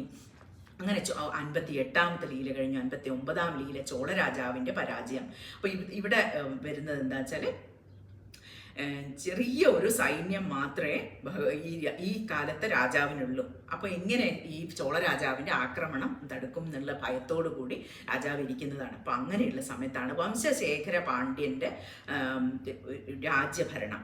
അങ്ങനെ വീരനായ വിക്രമചോള ഭൂപനാണ് പ്രധാന ശത്രു ആയിട്ടുള്ളത്. അപ്പോൾ ഇത് കുറച്ച് കൂടുതൽ ശത്രുക്കളെല്ലാം കൂടി ഒരുമിച്ച് ചേർന്നിട്ട് ആളെ ആക്രമിക്കുകയാണ്, ഒരു രാജാവിനെ ആക്രമിക്കുകയാണ്. അപ്പം അവരെന്തു ചെയ്തു? കാവേരി നദീ തീരത്ത് കൂടാരം ഒക്കെ കെട്ടി ഇങ്ങനെ താമസിക്കുകയാണ്. ആന, കുതിര, തേർ, കാലാൾപ്പടകളൊക്കെ ഉണ്ട്. അങ്ങനെ അവർ പതുക്കെ മധുരയിൽ പ്രവേശിച്ചു കഴിഞ്ഞു. എന്നിട്ട് എന്താ ചെയ്യുന്നത്? ഗോക്കളെയൊക്കെ മോഷ്ടിച്ചു കൊണ്ടുപോവുക, സന്യാസികളെ ഉപദ്രവിക്കുക. പാണ്ഡ്യഭൂപൻ ഏറ്റവും മനസ്സ് വിഷമിച്ചു. അയ്യോ, ഞാനിവിടെ രാജാവായിരുന്നിട്ടും എനിക്കൊന്നും ചെയ്യാൻ പറ്റുന്നില്ലല്ലോ, എൻ്റെ സൈന്യം വളരെ ചെറുതാണ്, ഇത് അനേക രാജ്യങ്ങൾ കൂടിയിട്ടാണ് ആക്രമിക്കാൻ വന്നിരിക്കുന്നത് എന്ന് സങ്കടപ്പെട്ട് ഭഗവാനോട് പ്രാർത്ഥിച്ചു. ഭഗവാനെ, എനിക്ക് ഇത്രയും ചെറിയൊരു സൈന്യമേ ഉള്ളൂ, ഭഗവാൻ മാത്രമേ എനിക്ക് ആശ്രയമുള്ളൂ എന്ന് പറഞ്ഞു. മന്ത്രിമാർ പറഞ്ഞു, ശരിയാണ്, നമുക്ക് അട്ടാല സുന്ദരേശ സന്നിധിയിൽ ചെന്ന് പ്രാർത്ഥിക്കാം എന്ന് പറഞ്ഞു. മഹാദേവ, ശ്രീശങ്കര, സർവലോക വിധാതാവേ, നിന്തിരുവടി തന്നെ ശരണം. എൻ്റെ മാതാവും പിതാവും മിത്രവും ഗുരുവും ധനവും വിദ്യയും രക്ഷിതാവും എല്ലാം പ്രഭോ അങ്ങ് മാത്രാണ്. ചോളപ്പൂപനും മറ്റു മന്നവരും എല്ലാവരും കൂടി യുദ്ധത്തിന് വന്നിരിക്കുകയാണ് ഭഗവാനെ, അവരെ ജയിക്കുവാനുള്ള ശക്തി എനിക്കില്ല. ഇത് തന്നെയാണ് നമ്മൾ ഓരോ പ്രശ്നങ്ങൾ വരുമ്പോഴും ഇങ്ങനെ നമ്മൾ വീട്ടിലുള്ള ഒരു അമ്മയോടോ അല്ലെങ്കിൽ അച്ഛനോടോ പോയി പറയുന്നത് പോലെ കാര്യങ്ങളെല്ലാം ഭഗവാനോട് പോയി പറയുക. ഭഗവാൻ എല്ലാം അറിയാം, ഞാൻ പറയേണ്ട ആവശ്യമില്ല എന്ന് വിചാരിക്കരുത്. എല്ലാം അറിയാമെങ്കിലും നമ്മൾ പറയണം. എല്ലാ കാര്യങ്ങളും പറഞ്ഞ് ജീവിതത്തിൻ്റെ എല്ലാ തലങ്ങളിലും ഭഗവാനെ കൊണ്ടുവരിക, എല്ലാ പ്രശ്നങ്ങളിലും ഭഗവാനെ കൊണ്ടുവരിക, തെറ്റുകളും ശരികളും എല്ലാം പറയുക. അങ്ങനെ ഒരു നല്ല ബന്ധം നമ്മൾ ഉണ്ടാക്കിയെടുത്തു കഴിഞ്ഞാൽ അത് നമ്മളെ എല്ലാ ആപത്തിലും സ്ട്രോങ് ആക്കി നിർത്തും. അതാണ് ഇവിടെ കാണുന്നത്. നോക്കൂ, ഓരോ രാജാവും ഓടിപ്പോയി ആരെടുത്താ പറയും, ഭഗവാനെ നോക്കൂ, ഇങ്ങനൊരു പ്രശ്നമുണ്ട്, എനിക്ക് ഒന്നും അറിയില്ല, എന്താ ചെയ്യേണ്ടത്, അങ്ങനെ പറയാം. അപ്പം ഞാൻ അങ്ങയുടെ പാദസേവകനല്ലേ, അവർക്ക് എന്തെങ്കിലും, നോക്കു ഭഗവാനെ, അവസാനത്തെ ട്രിക്കാണിത്. രാജാവ് പറയുന്നത്, നോക്കു ഭഗവാനെ, ഞാൻ അങ്ങയുടെ പാദസേവകനാണ്, എനിക്ക് എന്തെങ്കിലും ബുദ്ധിമുട്ട് സംഭവിച്ചത്, മഹാ ബുദ്ധിമുട്ടുകൾ എന്തെങ്കിലും വന്നിട്ടുണ്ടെങ്കിൽ ആർക്കാ പേര് ദോഷം? ഭഗവാനെ അങ്ങയ്ക്കാണ്. അങ്ങനെ പറയും. എന്നിട്ട് പറയും വംശശേഖരൻ അതും പറഞ്ഞ് അവിടെ കരഞ്ഞു കരഞ്ഞ് ഭൂമിയിൽ ദുഃഖിച്ചു കിടന്നു. അപ്പോഴാണ് ഭഗവാന് കാരുണ്യം തോന്നി. അശരീരി കേട്ടു. രാജാവേ, ഒട്ടും ഭയപ്പെടേണ്ട, ധൈര്യമായി യുദ്ധം നടത്തൂ. എൻ്റെ സഹായം കൊണ്ട് നിന്റെ വിജയം സുനിശ്ചിതമാണ്. നിന്റെ സൈന്യത്തിന്റെ വലിപ്പോ ചെറുപ്പോ ഒന്നും പ്രശ്നമില്ല. എൻ്റെ കാരുണ്യം ഉണ്ടെങ്കിൽ നീ ജയിക്കും. ഇതാണ്. അപ്പോൾ ഇത് ശ്രവിച്ച മാത്രയിൽ തന്നെ ഭൂപതി രാജാവിനെ ഭഗവാനെ സാഷ്ടാംഗ പ്രണാമം ചെയ്ത് കുമ്പിട്ട് ശരീരം മുഴുവൻ ഭസ്മലേപനം നടത്തി ശ്രീ സുന്ദരേശനെ പ്രദക്ഷിണം ചെയ്ത് യുദ്ധത്തിനായി പുറപ്പെട്ടു. അങ്ങനെ വൃഷശൈലത്തിന് ഉത്തരഭാഗത്ത് വെച്ച് അതിഭയങ്കരമായ ഒരു യുദ്ധം നടക്കുകയാണ്. ആകാശം ഒന്നും കാണാനില്ല, മുഴുവനും അസ്ത്രങ്ങളാൽ നിറഞ്ഞ ആകാശം. അങ്ങനെ ആനകളൊക്കെ ചത്തുമലക്കുന്നു, വാരുതിയെല്ലാം കലങ്ങിമറിയുന്നു. അങ്ങനെ ദേവന്മാർ പുഷ്പവൃഷ്ടി നടത്തുകയാണ്. ഈ കടുത്ത പോരിൽ പാണ്ഡ്യസൈന്യത്തെ തകർത്തുകൊണ്ട് ശത്രുക്കൾ മുന്നേറുകയാണ്. ഇപ്പൊ രാജാവിന്റെ സൈന്യം ഇങ്ങനെ തോറ്റുകൊണ്ടിരിക്കുകയാണ്. അത്രയ്ക്കും വലിയ സൈന്യമാണ് മുന്നിലുള്ളത്. അങ്ങനെ ഇരിക്കുന്ന സമയത്ത് അബ്ധിയിൽ നിന്നും പൂർണ്ണചന്ദ്രൻ ഉദിക്കുന്നത് പോലെ അട്ടാല സുന്ദരേശൻ പാണ്ഡ്യസൈന്യത്തിന്റെ മധ്യഭാഗത്ത് ചാപബാണങ്ങൾ ധരിച്ച് പ്രത്യക്ഷനായി. ആയുധധാരിയായിട്ട് ആ കിരാതമൂർത്തിയുടെ രൂപത്തില് അട്ടാലസുന്ദരൻ വന്നിട്ട് അവിടെ നിന്നു. ഈ പാണ്ഡ്യ സൈന്യത്തിന്റെ നടുവിൽ എൻ്റെ രാജ്യമാണിത് എന്ന് വീണ്ടും ഓർമ്മിപ്പിച്ചുകൊണ്ട് ഭഗവാൻ അവിടെ യുദ്ധത്തിന് തയ്യാറായി നിന്നു. ആർക്കാണ് എൻ്റെ രാജ്യത്തിനെ ആക്രമിക്കാൻ മാത്രം ധൈര്യം? ഭഗവാനെ അവിടെ കണ്ടതോടുകൂടി അവിടെ ഒരു കാര്യം വർണ്ണിച്ചിട്ടുണ്ട് അഗസ്ത്യ മഹർഷി. ഈ അമ്പും വില്ലും ഏന്തി നിൽക്കുന്ന ഈ കിരാതമൂർത്തിയായിട്ടുള്ള അട്ടാല സുന്ദരേശ്വരൻ നിൽക്കുന്ന സമയത്ത് ആ അമ്പിന്റെ മുകളിൽ ശംഭു എന്ന് ലിഖിതം ചെയ്തിട്ടുണ്ടെന്ന്, ഭഗവാന്റെ പേരെഴുതി വെച്ചിട്ടുള്ള കൊത്തി വെച്ചിട്ടുള്ള ആ അമ്പിന്റെ മുകളിൽ അമ്പാണ് ഉള്ളതെന്ന്, അതിന് മുകളിൽ ശംഭു എന്ന് എഴുതിയിട്ടുണ്ടെന്ന്. അപ്പോൾ ആ അസ്ത്രം കണ്ട് അത് കാണത്തക്ക വിധത്തിൽ എഴുതിയിട്ടുണ്ട്. അത് കണ്ട ഉടനെ ഇവർക്ക് മനസ്സിലാവും ശത്രു സൈന്യത്തിന് ഇത് ഭഗവാനാണ് വന്നിരിക്കുന്നത്, സുന്ദരേശൻ പ്രത്യക്ഷനായിരിക്കുന്നു ഈ രൂപത്തിൽ എന്ന് മനസ്സിലാക്കി പരിഭ്രമിക്കാൻ തുടങ്ങി. അപ്പൊ മനസ്സ് പതറിപ്പോയി. മനസ്സ് പതറിക്കഴിഞ്ഞാൽ ഒരിക്കലും ജയിക്കാൻ പറ്റില്ല. അതോടുകൂടി തൻ്റെ സൈന്യത്തിനെയൊക്കെ എല്ലാവരെയും വിളിച്ച് ഈ ശത്രു സൈന്യം തിരിച്ചോടി. അങ്ങനെ ഈ വംശശേഖര പാണ്ഡ്യൻ അതെ വിക്രമചോള ഭൂപനും കുറേ മറ്റുള്ള രാജാക്കന്മാരുമാണ് വന്നിട്ട് ആക്രമിച്ചത്. അപ്പൊ എല്ലാവരെയും തോൽപ്പിച്ച് പാണ്ഡ്യഭൂപൻ ജയിച്ചു. അങ്ങനെ അത് ഭഗവാനോട് 100 നന്ദി പറഞ്ഞുകൊണ്ട് അവര് ഭഗവാന്റെ പാദങ്ങളിൽ നമസ്കരിച്ചു. ഭഗവാൻ അങ്ങനെ തന്നെ സുന്ദരേശ ലിംഗത്തിൽ അന്തർധാനം ചെയ്തു. അങ്ങനെ ഈ യുദ്ധത്തിൽ രാജാവിനെ വിജയിപ്പിച്ചുകൊണ്ട് രാജ്യത്തിലെ പ്രജകളെയെല്ലാം രക്ഷിച്ചു കൊണ്ടിരുന്ന ആ സുന്ദരേശനെ എല്ലാവരും സ്തുതിച്ചുകൊണ്ട് ഇരുന്നു. അങ്ങനെ അട്ടാല സുന്ദരനെ കണ്ട് ജനങ്ങൾ വാഴ്ത്തി സ്തുതിച്ചു. വംശശേഖരൻ സർവരിപുക്കളെയും ജയിച്ച് അനേക കാലം രാജ്യഭാരം നിർവഹിച്ചു. അങ്ങനെ ശിവപ്രസാദം ലഭ്യമായാൽ ഈ ലോകത്ത് മാനവർക്ക് എന്താണ് അസാധ്യമായിട്ടുള്ളത് എന്ന് പറയാണ്. അടുത്തത് സംഘബലഗാദാനം എന്ന് പറഞ്ഞിട്ട് നല്ല രസമുള്ള ഇതാണ് നത്കീരന്റെ കഥ. നമ്മൾ ക്ഷേത്രത്തിൽ പോയി കഴിഞ്ഞാൽ നമ്മളിങ്ങനെ അവിടെ ഉള്ളിൽ പ്രവേശിച്ചു കഴിഞ്ഞാൽ വലതു ഭാഗത്തായിട്ട് ഒരു നത്കീര മണ്ഡപമുണ്ട്. അപ്പോൾ ആ മണ്ഡപം തീർത്ഥത്തിലേക്ക് ഇങ്ങനെ ചേർന്ന് നിൽക്കുന്നതാണ്. അവിടെ നമുക്ക് ധ്യാനിക്കാനും ഒക്കെ പറ്റും. വളരെ നല്ല പവർഫുൾ ആയിട്ടുള്ള ഒരു സ്ഥലമാണ്. അപ്പോൾ അതിന് താഴെ ഒരു 2 തട്ടായിട്ടാണ് അതുള്ളത്. അതിൻ്റെ കഥയാണ് ഇവിടെ പറയുന്നത്. നത്കീരൻ എന്ന് പറഞ്ഞിട്ടുള്ള ഈ സംഘ കവികളിൽ പ്രധാനപ്പെട്ട ഒരാളായിരുന്നു നത്കീരൻ. അദ്ദേഹത്തിന് നല്ല കവിത്വമൊക്കെ ഉണ്ടെങ്കിലും അല്പം മത്സരബുദ്ധി കുറച്ച് കൂടുതലായിരുന്നു. അതേപോലെ തന്നെ അഹങ്കാരം. അതുകൊണ്ട് ഭഗവാൻ ആ ഭക്തനാണെങ്കിലും ഇദ്ദേഹത്തിൻ്റെ ഈ കേടുകൾ അത് ഭഗവാന് മാറ്റിക്കൊടുക്കണം. അങ്ങനെയാണ് ബാക്കിയുള്ള 3 ലീലകൾ വരുന്നത്. അപ്പോൾ സംഘബലക എന്ന് പറഞ്ഞാൽ നമ്മൾ സർട്ടിഫിക്കറ്റ് ഓഫ് ഓണർ എന്ന് പറയുന്ന പോലെ ഒരു പീഠം, നമ്മൾ പറയില്ലേ ജ്ഞാനപീഠം, അങ്ങനെയൊക്കെ പറയുന്ന പോലെ ഒരു ആദരിച്ച് നൽകുന്ന ഒരു ഫലകമാണ്. അപ്പം ബ്രഹ്മാവ് സരസ്വതി, ഗായത്രി, സാവിത്രി എന്നീ 3 ശക്തികളോടൊരുമിച്ച് വിശ്വനാഥനെ ഭജിക്കാൻ വാരാണസിയിൽ പോയി. അപ്പോൾ പിതാമഹേശാഖ്യമായ ശിവലിംഗത്തെ ചതുർമുഖൻ അവിടെ പ്രതിഷ്ഠിച്ചു. അങ്ങനെ അശ്വമേധം എത്ര അശ്വമേധം നടത്തി? 9 അശ്വമേധം നടത്തി. എന്നിട്ട് തീർത്ഥത്തിൽ അവഭൃത സ്നാനം നടത്തി. 10ാമത്തെ അശ്വമേധയാഗം ചെയ്ത സമയത്ത് സ്നാനം നടത്താൻ നോക്കുമ്പോഴേക്കും സരസ്വതി ദേവി സരസ്വതി ദേവിയുടെ ഹൃദയമാണ്. അപ്പം സരസ്വതി ദേവി ഒരു ഗന്ധർവൻ ആലപിക്കുന്ന സംഗീതം കേട്ട് സ്വയം മറന്ന് ആ സംഗീതത്തിൽ അങ്ങനെ ലയിച്ചു നിന്നുപോയി. അപ്പോൾ ഈ ഭർത്താവ് സ്നാനത്തിന് വേണ്ടി വിളിച്ചത് കേട്ടില്ല ദേവി. ദേവി ഒന്നും അറിയുന്നില്ല. ദേവി കണ്ണടച്ച് ഇങ്ങനെ ധ്യാനമഗ്നിയായിട്ട് ഇരിക്കുകയാണ്. അപ്പോൾ ഭർത്താവും നമ്മുടെ മറ്റുള്ള ദേവിമാരും ഗായത്രി ദേവിയും സാവിത്രി ദേവിയും കൂടി പോയിട്ട് സ്നാനം ചെയ്ത് അവിടെ കരയിൽ വന്ന് കാശിയിൽ വന്നിട്ട് വസിച്ചു.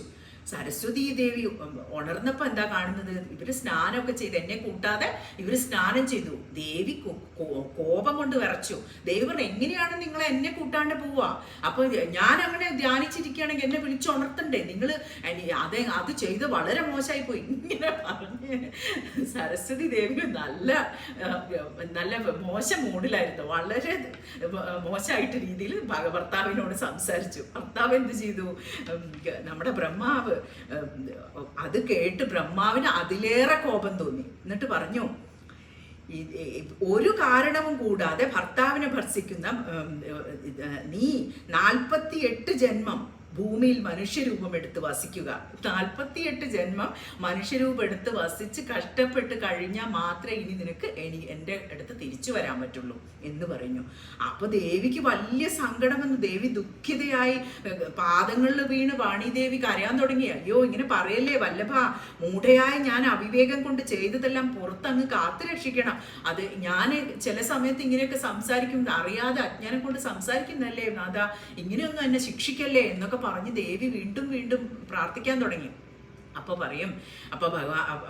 ബ്രഹ്മാവിന് വിഷമം തോന്നി. അപ്പോൾ ശാപമോക്ഷം നൽകി.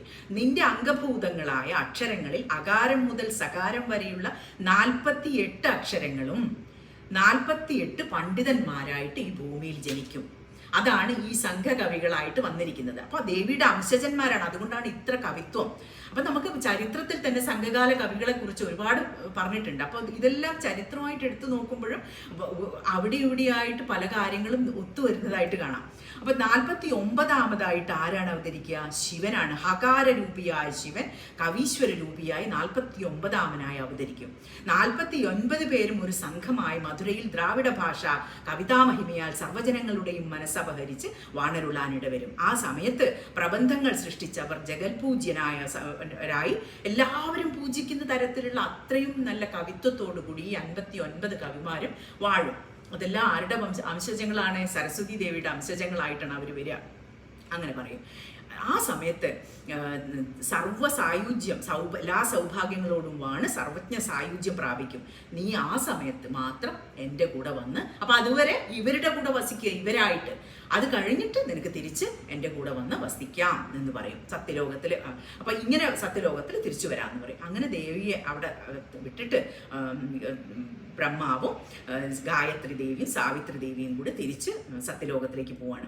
അങ്ങനെ നൽക്കീരൻ തുടങ്ങിയ കപിലൻ അങ്ങനെയുള്ള ഒരുപാട് 18 കവികളായിട്ട് കവിപൊങ്കുവന്മാരായിട്ട് ഭൂമിയിൽ ജനിച്ചു, സരസ്വതി ദേവിയുടെ അംഗഭൂതങ്ങളായിട്ട്. എന്നിട്ട് അവർ അനർഗളമായ സ്വർഗീയ ഗാനം, അവർ വളരെ ചെറുപ്പം മുതൽ അവരുടെ സംഗീതം എല്ലാവരും അത്ഭുതപ്പെടുത്തി. അവർ നല്ല സംഗീതം രചിക്കുകയും ചെയ്യും, അതുപോലെ തന്നെ ഗാനാലാപത്തിലും വളരെയധികം പ്രാവീണ്യമുള്ളവരായിരുന്നു. അങ്ങനെ സർവശാസ്ത്ര എല്ലാം അറിയാം. ദ്രാവിഡ ഭാഷ, ദ്രാവിഡം എന്ന് പറഞ്ഞാൽ അതാണ് തമിഴ് ഭാഷയുടെ ഏറ്റവും ഫൗണ്ടേഷൻ എന്ന് പറയുന്നതാണ് അതിൻ്റെ ഗ്രാമർ. അപ്പോൾ അതെല്ലാം ഇവരാണ് അതിൻ്റെയൊക്കെ ഫൗണ്ടിങ് ആയിട്ടുള്ള ഫൗണ്ടേഴ്സ് എന്ന് പറയാം. ദൂരൊക്കെ അപ്പോൾ അവരെന്ത് ചെയ്യും? മഹാദേവൻ അപ്പോൾ അവരിങ്ങനെ മധുരയിലേക്ക് വരികയാണ് സുന്ദരേശ്വര ലിംഗത്തെ ആരാധിക്കാൻ വേണ്ടിയിട്ട്. അപ്പോൾ മഹാദേവൻ വാണരുളുന്ന ഇന്ദ്രവിമാനത്തിന്, അപ്പം ഭഗവാന്റെ ശ്രീകോവിലിൻ്റെ മുകളിലായിട്ട് സ്വർണം കൊണ്ടുള്ള ഒരു താഴികക്കുട അപ്പം അത് നമ്മൾ അവിടെ അടുത്തുള്ള ഒരു ഹോട്ടലിൽ നമ്മൾ താമസിക്കുന്നത് വെച്ചാൽ നമുക്ക് കാണാം. ഒരു 3rd ഫ്ലോറിലൊക്കെയാണ് റൂം കിട്ടുന്നത് വെച്ചാൽ അവിടുന്ന് നേരിട്ട് നമുക്ക് കാണാം. ഇത് അവിടെ ഏറ്റവും വിശേഷം ഇതാണെന്നാണ് പറയുന്നത്. ഈ സ്വർണ്ണകുംഭങ്ങൾ താഴികക്കുടങ്ങൾ കാണുക എന്നുള്ളത് ഈ ശ്രീകോവിലിന്റെ മുകളിലായിട്ട് സ്വർണം കൊണ്ടുണ്ടാക്കിയ. അപ്പൊ അത് ദൂരത്ത് കണ്ടപ്പോഴേക്കും ഇവരെല്ലാവരും നിലത്ത് വീണ് നമസ്കരിച്ച് ബാഷ്പനേത്രങ്ങളായി ബദ്ധാഞ്ജലികളായി നിൽക്കുമ്പോൾ ശ്രീ സുന്ദരേശ്വരൻ കവീശ്വര വേഷം ധരിച്ച് അവരുടെ മുന്നിൽ വന്നു. കാരുണ്യപൂർണമായ വീക്ഷണങ്ങളാൽ കടാക്ഷിച്ചുകൊണ്ട് അവരോട് ശ്രീശങ്കരൻ ചോദിച്ചു, ആരാണ് നിങ്ങൾ? ഇങ്ങോട്ട് എന്തിനാ വന്നത്? നിങ്ങളുടെ ആഗ്രഹം എന്താണ്? ഏതൊക്കെ വിദ്യയിലാണ് നിങ്ങൾ സമർത്ഥരായിരിക്കുന്നത്? പറയൂ. അവർ പറഞ്ഞു, അങ്ങനെ സരസ്വതീ ദേവിയുടെ അംഗഭൂതാക്ഷരങ്ങളിൽ നിന്നാണ് ഞങ്ങൾ ജനിച്ചത് എന്നൊക്കെ പറയും. എന്നിട്ട് പറയും, ഒരു നാഴിക കൊണ്ട് ഞങ്ങൾ അനേകം കവിതകൾ ഉണ്ടാക്കാനൊക്കെ സമർത്ഥരാണ് ഞങ്ങൾ എന്ന് പറയും. എന്നിട്ട് പറയും, കാലാസനാഥനെ ദർശിച്ച പുണ്യം അങ്ങയെ കണ്ടപ്പോൾ തന്നെ ഞങ്ങൾക്ക് ഉണ്ടായി. അങ്ങ് ആരാണെന്ന് അങ്ങോട്ട് ചോദിക്കാൻ തുടങ്ങി. ഞങ്ങളുടെ ബന്ധുക്കളിൽ ഞങ്ങളിൽ ഏകനുമായിട്ട് അങ്ങ് തീർന്നിരിക്കുന്നു. അതുകൊണ്ട് ഞങ്ങൾ ഒന്ന് സഹായിക്കുമോ സുന്ദരേശ ദർശനത്തിന് വേണ്ടി എന്ന് പറയും. ശരി ശരി, ഞാൻ സഹായിക്കാമെന്ന് പറയും ഭഗവാൻ. അങ്ങനെ കവിതാമൃതത്താൽ തൻ്റെ കവിതാമൃതം അവരെ കൊണ്ട് ആസ്വദിപ്പിച്ചു. ഒരു കവിത ഇങ്ങോട്ട് ചൊല്ലുമ്പോൾ ഭഗവാൻ ഒരു 5 കവിത അങ്ങോട്ട് ചൊല്ലിക്കൊടുക്കും. ഞാനും മോശക്കാരനല്ല, കേൾക്കൂ എന്നുള്ള മട്ട്. അങ്ങനെ അവര് തമ്മിൽ ഒരു കവിത ആസ്വദിക്കുന്ന കുറേ സമയങ്ങൾ ഉണ്ടായി. അങ്ങനെ എല്ലാവരും കവികളായതുകൊണ്ട് അങ്ങനെ പുരുഷാർത്ഥങ്ങൾ 4 നിങ്ങൾക്ക് ലഭ്യമാകട്ടെ എന്നൊരു അനുഗ്രഹവും കൊടുത്തു. എന്നിട്ട് ഭഗവാൻ അന്തർധാനം ചെയ്തു. സംഘികൾ വിസ്മയത്തോടെ ഭഗവാനെ വീണ്ടും വീണ്ടും വാഴ്ത്തി സ്തുതിച്ചു. ആത്മകവിതാമൃതത്താൽ എല്ലാവരെയും സന്തോഷിപ്പിച്ചുകൊണ്ട് നൽകീര മുഖ്യന്മാരായ കവികൾ മധുരയിൽ സന്തോഷത്തോടെ വാണരുളി. അങ്ങനെ അവർക്ക് വംശശേഖര പാണ്ഡ്യൻ എന്ന രാജാവ് ഇവരുടെ ഈ ഇത്രയും നല്ല കവിത്വം കണ്ട് സന്തോഷത്തോടു കൂടി അവർക്കൊരു ഫലക ദാനം ചെയ്യാണ്. വിദ്യാപീഠം അല്ലെങ്കിൽ ജ്ഞാനപീഠം എന്നൊക്കെ വിളിക്കുന്ന ഒരു ഫലകം. ഈ ഫലകം എങ്ങനെയാണ് ഉണ്ടായതെന്ന് വെച്ചാൽ, അപ്പൊ ശ്രീകണ്ഠൻ ഭഗവാൻ തന്നെയാണ് ഇത് അവർക്ക് കൊടുക്കുന്നത്. ശോഭായമാനമായ ആ പീഠത്തെ കൈകൊണ്ടെടുത്ത് കവിവേഷധാരിയായ ശ്രീകണ്ഠൻ. അപ്പൊ ഭഗവാൻ ഈ കവിയായി വന്നല്ലോ ഇവരുടെ അടുത്ത്. അതേ വേഷത്തിൽ വന്നിട്ടാണ് ഈ ഫലകം കൊടുക്കുന്നത്. അപ്പൊ സംഘഫലക എന്നാണ് അതിന്റെ പേര്. അങ്ങനെ സംഘമണ്ഡപ മധ്യത്തിൽ ശുഭ്രവസ്ത്രം വിരിച്ച് അത് പ്രതിഷ്ഠിച്ച് പൂജിക്കാൻ ആരംഭിച്ചു. അങ്ങനെ പൂജയൊക്കെ കഴിഞ്ഞപ്പോൾ ഒരാളോട് ആദ്യം ഇരിക്കാൻ പറഞ്ഞു. നക്കീരൻ ആദ്യം ആ പീഠത്തിലിരുന്നു. ആദ്യം ചെറുതാണ് പീഠം, പിന്നെ അടുത്ത ആൾക്ക് ഇരിക്കാനുള്ള വലിപ്പം കൂടി വന്നു, പിന്നെ അടുത്ത ആൾക്ക് ഇരിക്കാനുള്ള വലിപ്പം വന്നു. അങ്ങനെ 18 പേർക്കും ഈ ഒരൊറ്റ പലകയിൽ ഒറ്റ പീഠത്തിൽ ഇരിക്കാനുള്ള അങ്ങനെ ഒരു ജ്ഞാനപീഠമായിട്ട് ഭഗവാൻ അവർക്ക് സമ്മാനിച്ചു. ഒരു ആദരവ് എന്ന ഒരു രീതിയിൽ. അങ്ങനെ കവികൾക്ക് ഇങ്ങനെ ഞെരുങ്ങിയിരിക്കേണ്ട ആവശ്യമൊന്നുമില്ല. നന്നായിട്ട് ഇരിക്കാൻ പറ്റുന്ന വിദ്യാപ്രസംഗങ്ങൾ, പ്രബന്ധങ്ങൾ, നല്ല നല്ല കാവ്യങ്ങൾ ഇതെല്ലാം രചിച്ച് അവരൊക്കെ കൂടി സുന്ദരേശനെ ആനന്ദിപ്പിച്ചുകൊണ്ടേയിരുന്നു. അവർക്ക് ഇതാണ് ഭഗവാന് സംഗീതത്തിലും കവിതകളിലും കഥകളിലും എല്ലാം ഒരുപാട് താല്പര്യമുണ്ടെന്ന് പറയാൻ കാരണം. അങ്ങനെ ഒട്ടുകാലം ചെന്നപ്പോൾ അവയെല്ലാം കൂടി കലർന്നു. അപ്പൊ ഇവരുണ്ടാക്കി വെച്ചിരിക്കുന്ന ഈ സൃഷ്ടികളുണ്ടല്ലോ, ഈ നല്ല നല്ല കാവ്യങ്ങളും പ്രബന്ധങ്ങൾ എന്ന് പറഞ്ഞാലും കാവ്യങ്ങൾ തന്നെയാണ് കേട്ടോ. അല്ലാണ്ട് നമ്മളിപ്പോൾ വിചാരിക്കുന്ന എസ്സേസ് അങ്ങനെയല്ല പറയുന്നത്. നല്ല നല്ല രചനകൾ, അതിൽ കാവ്യങ്ങളും പെടും. അങ്ങനെ എൻ്റെ പ്രബന്ധം മനോഹരം, നിൻ്റെത് നിസ്സാരമാണ്. ഇവരെല്ലാം നല്ല പണ്ഡിതന്മാരാണെങ്കിലും അവർക്കെല്ലാം ഈ മത്സര ബുദ്ധി ഉണ്ട്. അപ്പോൾ അത് നമുക്ക് കലയുടെ ഫീൽഡിലേക്ക് പോയാൽ ചിലപ്പോൾ കാണാൻ പറ്റും. അപ്പോൾ ഈ മത്സര ബുദ്ധി, എൻ്റെത് കുറച്ചും കൂടി നല്ലതാണ്, നിൻ്റെത് അത്ര കൊള്ളില്ല, ഇങ്ങനെയൊക്കെ പറഞ്ഞ് ഇവർ കുട്ടികളെ പോലെ കലഹിക്കും ഇടയ്ക്ക്. അപ്പോൾ എന്നിട്ട് ആ സമയത്ത് ഈ കവിയായിട്ട് വന്നിട്ടുള്ള ഭഗവാൻ വന്നിട്ട് ചോദിക്കും, എന്താ കാര്യം, നിങ്ങൾ എന്തിനാ ഇവിടെ ഇങ്ങനെ വെറുതെ വഴക്കുണ്ടാക്കുന്നേ ചോദിക്കും. അപ്പോൾ അവർ പറയും, നല്ലതിനെ കൊള്ളുകയും കുറച്ച് ഇതൊന്ന് പരിശോധിക്കണം ഭഗവാനെ, കവീശ്വര അങ്ങ് ഇതൊന്ന് പരിശോധിക്കണം, എന്നിട്ട് നല്ലതിനെ മാത്രം എടുത്ത് മാറ്റി വെക്കണം, ഇതിലേതാ ഏറ്റവും നല്ലതെന്ന് പറയണം, മറ്റുള്ളവർക്ക് നമുക്ക് മാറ്റി വെക്കാം. കാരണം ഇത് ഒരു നിമിഷത്തിൽ തന്നെ അനേകം കവിതകളൊക്കെ ഉണ്ടാക്കാൻ പറ്റും. അപ്പൊ പിന്നെ ഇതെല്ലാം കൂടി എവിടെ വെക്കും, എല്ലാം കൂടി കൂട്ടിക്കലർന്ന് മെസ്സായി കിടക്കുകയാണെന്ന് പറയും. അപ്പോൾ അഹകാരരൂപിയായ സോമസുന്ദരനാഥൻ കുങ്കുമ പങ്കമണിഞ്ഞ മേനിയെ തങ്കരത്നങ്ങളാൽ അലങ്കരിച്ച് ശുഭ്രവസ്ത്രവും തലപ്പാവും ഉത്തരീയവും ഒക്കെ അണിഞ്ഞ് മഹാകവിവേഷം പൂണ്ട് അവിടെ ആവിർഭവിച്ചു. എന്നിട്ടാണ് ചോദിക്കുന്നത്, അവരെയൊക്കെ കടാക്ഷിച്ച്, നിങ്ങൾ എങ്ങനെ ദുഃഖിച്ചിരിക്കുന്നത് എന്തിനാണ്, കാര്യം പറയൂ, നിങ്ങളുടെ സന്ദേഹങ്ങളെല്ലാം പരിഹരിക്കാൻ ഞാനിവിടെ ഇല്ലേന്ന് ചോദിക്കും. അങ്ങനെ പറഞ്ഞ് കവിരൂപിയായ ശിവൻ പ്രബന്ധങ്ങളെല്ലാം വാങ്ങി ഓരോന്നോരോന്നായി വായിച്ചു നോക്കി. എന്നിട്ട് പറയും, ഭഗവാന്റെ പാടവം കണ്ട് അപ്പൊ എന്നിട്ട് ചോദിക്കും, അദ്ദേഹത്തിൻ്റെയും കുറേ സൃഷ്ടികളുണ്ട്. ഭഗവാന്റെ പാടവം കണ്ട് വിസ്മയം പൂണ്ട കവീന്ദ്രന്മാർ പറയും, അയ്യോ എന്നാ അങ്ങ് കൂടി ഞങ്ങളുടെ കൂടെ വരണം, ഞങ്ങളുടെ കൂട്ടത്തിൽ കൂടിക്കോളൂ, അങ്ങനെ ഒരുപാട് കവിത്വമുണ്ട്, വരൂ വരൂ അങ്ങനെ പറഞ്ഞു. അപ്പോൾ കവിരൂപിയായ ഗംഗാധരൻ ശരി അങ്ങനെ ആവട്ടെ, അദ്ദേഹം ഭഗവാൻ വിചാരിച്ച് കുറച്ച് ദിവസം ഒരു കവിയായിട്ട് അങ്ങ് നടന്നു കളയാം എന്ന് പറഞ്ഞ് കവിവേഷത്തിലേക്ക് കടന്നു. താരാഗണങ്ങളുടെ നടുവിൽ പൂർണ്ണ ശീതാംശു പോലെയും ദേവകളാൽ ആവൃതനായ ദക്ഷിണാമൂർത്തി പോലെയും 48 കവികളുടെ മധ്യത്തിൽ തേജോമയനായ ഈ ശിവരൂപം വാണരുളി. കവീശ്വരന്മാരുടെ ചിത്തപത്മങ്ങളിലെ അജ്ഞാനമെല്ലാം അകറ്റി ഭഗവാൻ സുജ്ഞാനത്തെ നൽകി. അവരുടെ അജ്ഞാനങ്ങളൊക്കെ പതുക്കെ പതുക്കെ എടുത്തുകൊണ്ടിരിക്കുകയാണ്, ഭഗവാൻ മാറ്റിക്കൊണ്ടിരിക്കുകയാണ്. അങ്ങനെ ഇരിക്കുന്ന സമയത്ത് ഭഗവാൻ അധികാരം എന്ന പേരായ ഒരു ശാസ്ത്രത്തെ നിർമ്മിച്ചു നൽകി. ഓരോ കവിയും പ്രബന്ധത്തിലെ ഗുണദോഷങ്ങളെ വിവേചനം ചെയ്യണം. നത്കിരൻ എണീറ്റ് പറഞ്ഞു, എൻ്റെ പ്രബന്ധമാണ് ഏറ്റവും നല്ലത്. നത്കിരൻ എപ്പോഴും അങ്ങനെയാണ്. അപ്പോൾ ഗർവത്തോടുകൂടി പറഞ്ഞു. ഭക്തവത്സലൻ ശബ്ദാർത്ഥ സുന്ദരമായ ഗേയങ്ങളെ വിശദീകരിച്ചിട്ട് പറഞ്ഞു, നിന്റെ കവിത എൻ്റെ കവിതയ്ക്ക് ഒരിക്കലും തുല്യമാകുന്നില്ല. ഭഗവാൻ നോക്കുകയാണ് എത്രത്തോളം പോകും അഹങ്കാരം എന്ന്. അല്ല, അങ്ങനെയല്ല, എൻ്റെ കവിതയാണ് നല്ലത്. ഭഗവാനും അങ്ങോട്ട് വാദിക്കാൻ തുടങ്ങി. അങ്ങനെ രണ്ടുപേരും തമ്മിൽ വഴക്കായി. അങ്ങനെ ഇനി മറ്റുള്ള സംഘകവികൾ പറയട്ടെ എന്ന് പറയും. ഈ കവികൾക്കൊക്കെ അറിയാം ഭഗവാന്റെ കവിതയാണ് നല്ലതെന്ന്. പക്ഷെ അവർക്ക് പേടിയാണ് നക്കീരനെ. അതുകൊണ്ട് ഈശ്വരന്റെ ഗേയം ശ്രവിച്ചപ്പോൾ തന്നെ അത് അവർക്ക് അത്രയും ആസ്വദിച്ച് കേൾക്കുകയാണ് ഭഗവാന്റെ ആ ഗേയം. അപ്പൊ ആരുടെയാണ് നല്ലത് ഭഗവാൻ ചോദിക്കും എല്ലാവരും നോക്കിയിട്ട്. അപ്പൊ അവര് പറയും നക്കീരൻ്റെതാണ് നല്ലത്. കാരണം അത്രയ്ക്കും ഭയമാണ് എല്ലാവർക്കും, നക്കീരനെ നല്ല ഭയമാണ്. അതുകൊണ്ട് അവർ സമ്മതിച്ചില്ല ഭഗവാന്റെ ഗേയമാണ് ഏറ്റവും നല്ലതെന്ന്. നീ അപ്പൊ ഭഗവാൻ പറയും, കുട്ടികൾ വഴക്ക് വിടുന്ന പോലെ നോക്കണേ, നീ മത്സരിയാണ്, നീ ലോകം മുഴുവൻ പ്രസിദ്ധാണ്, നീ അല്ലാതെ ഒരുത്തനും എൻ്റെ ഗേയത്തിന് ദോഷം കൽപ്പിക്കില്ല. അപ്പൊ പറയും, എന്നിട്ട് ആരെങ്കിലും ഒരാൾ പറയട്ടെ വേറെ എൻ്റെ ഗേയം മോശമാണെന്ന്, അപ്പൊ ഞാൻ സമ്മതിച്ചു തരാമെന്ന് പറയും. വാശിയാണ്. അപ്പൊ നക്കീരന് വേണ്ടിയിട്ട് എല്ലാവരും പറയും. എല്ലാവർക്കും പേടിയാണ്. ഇതെല്ലാം കഴിഞ്ഞ് നക്കീരൻ ഇവരൊക്കെ വല്ലാതെ വഴക്ക് പറയും. അപ്പൊ ബാക്കിയുള്ള കവികൾ പറയും, ശരിയാ, നക്കീരന്റെ കവിത തന്നെയാണ് നല്ലത്. അപ്പം നിങ്ങളുടെ സംശയങ്ങൾ തീർക്കുവാനാണ് സുന്ദരേശ്വരൻ ഈ കവിവേഷം അവലംബിച്ച് വന്നത് എന്ന് പറഞ്ഞിട്ട് ഒരു അശരീരി അപ്പം വരും. അപ്പൊ ഭഗവാന് മനസ്സിലാക്കി, ഇനി എൻ്റെ രൂപം ഇവർക്ക് ശരിക്കും മനസ്സിലാക്കി കൊടുത്തിട്ടില്ലെങ്കിൽ ഇവരായിട്ട് എനിക്ക് വഴക്ക് കുറച്ചും കൂടി കൂടേണ്ടി വരും. അപ്പൊ പറയും, ദാ നിങ്ങളുടെ സംശയങ്ങൾ തീർക്കാൻ വേണ്ടി മാത്രമാണ് ഭഗവാൻ ഇങ്ങനെ ഒരു കവീശ്വര രൂപെടുത്ത് വന്നിരിക്കുന്നത്. അശരീരി വരും. അതോടുകൂടി ഭയന്ന് വിറച്ച് കവിപുങ്കവന്മാർ കവിരൂപിയായ സുന്ദരനാഥനെ കുമ്പിട്ട് തങ്ങളുടെ മനസ്സിലുള്ള വിഷമങ്ങളൊക്കെ അവിടെ പാദങ്ങളിൽ വെച്ചു. അങ്ങനെ ഹാലാസ്യനാഥൻ കവീന്ദ്രനായ സംഘികൾക്ക് അനുഗ്രഹം നൽകി സംഘപലകയിൽ വാണരുളി. അങ്ങനെയുള്ള ഒരു ലീലയുടെ തുടർച്ചയായിട്ടാണ് 52ാം ലീല വരുന്നത്. ഇതാണ് നക്കീരന്റെ ശരിക്കുള്ള അഹങ്കാര ശമനം എങ്ങനെയാ വരുന്നതെന്ന്. ഇന്ദുചൂടനെ സദാ സേവിച്ചും സംഘകവികളാൽ വാഴ്ത്തപ്പെട്ടും വംശശേഖര പാണ്ഡ്യൻ ഇങ്ങനെ രാജ്യം ഭരിച്ചുകൊണ്ടിരിക്കുകയാണ്. അങ്ങനെ ആനന്ദമയമായ മോക്ഷപ്രാപ്തി അദ്ദേഹം കൈവരിച്ചു. വംശചൂടാമണി എന്നു പേരായിട്ടുള്ള അടുത്ത രാജാവ് സ്ഥാനം ഏറ്റെടുത്തു. കാരുണ്യത്തിലും കവിത്വത്തിലും സാഗരതുല്യനും സപ്തമനും ആയിട്ടുള്ള ആ പുതിയ രാജാവ് പ്രജാപാലനം നന്നായിട്ട് ചെയ്തു വന്നു. വീര അഗ്രഗണ്യനാണ്. കവികളെ ഒരുപാട് പ്രോത്സാഹിപ്പിക്കും. അദ്ദേഹവും ഒരു കവിഹൃദയനാണ്.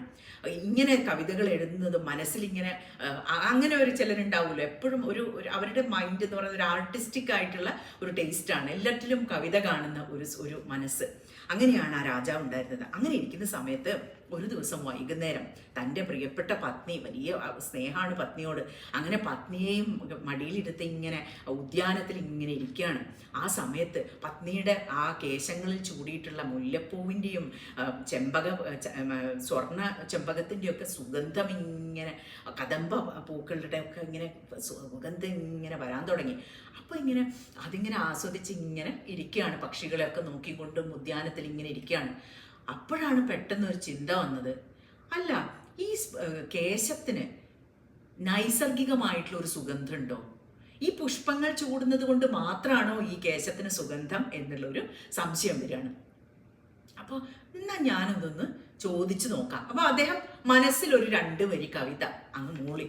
എന്നിട്ട് വേഗം കവികളെയൊക്കെ വിളിച്ചു വരുത്തി. എന്നിട്ട് പറയും ഓരോ ശ്ലോകം ഞാനിങ്ങനെ ഒരു കാര്യം ചിന്തിക്കുകയാണ്. രാജാവ് പറയും, ശരി, 1000 കാഞ്ചന നിഷ്കങ്ങൾ ചേർന്ന് നിർമ്മിച്ച ഒരു നീവി എന്ന് വെച്ചാൽ 1000 ഒരുപാട് സ്വർണം കൂട്ടി ഉണ്ടാക്കിയിട്ടുള്ള ഒരു ഇങ്ങനെ തൂക്കിയിട്ടിരിക്കുകയാണ്.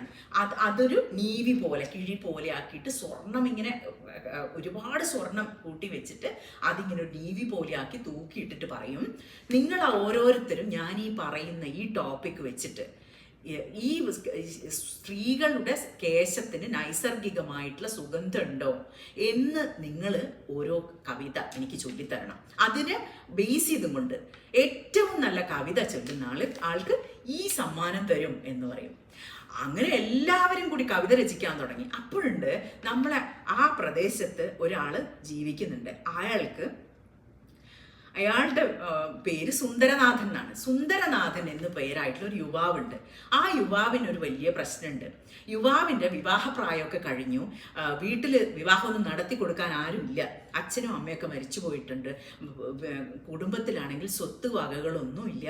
അപ്പോൾ സുഹൃത്തുക്കളൊന്നും ഇപ്പോൾ കൂടെ കൂട്ടുന്നില്ല. അപ്പോൾ ഇയാൾക്ക് വിവാഹവും കഴിച്ചിട്ടില്ല, സ്വത്ത് വകകളും ഇല്ല.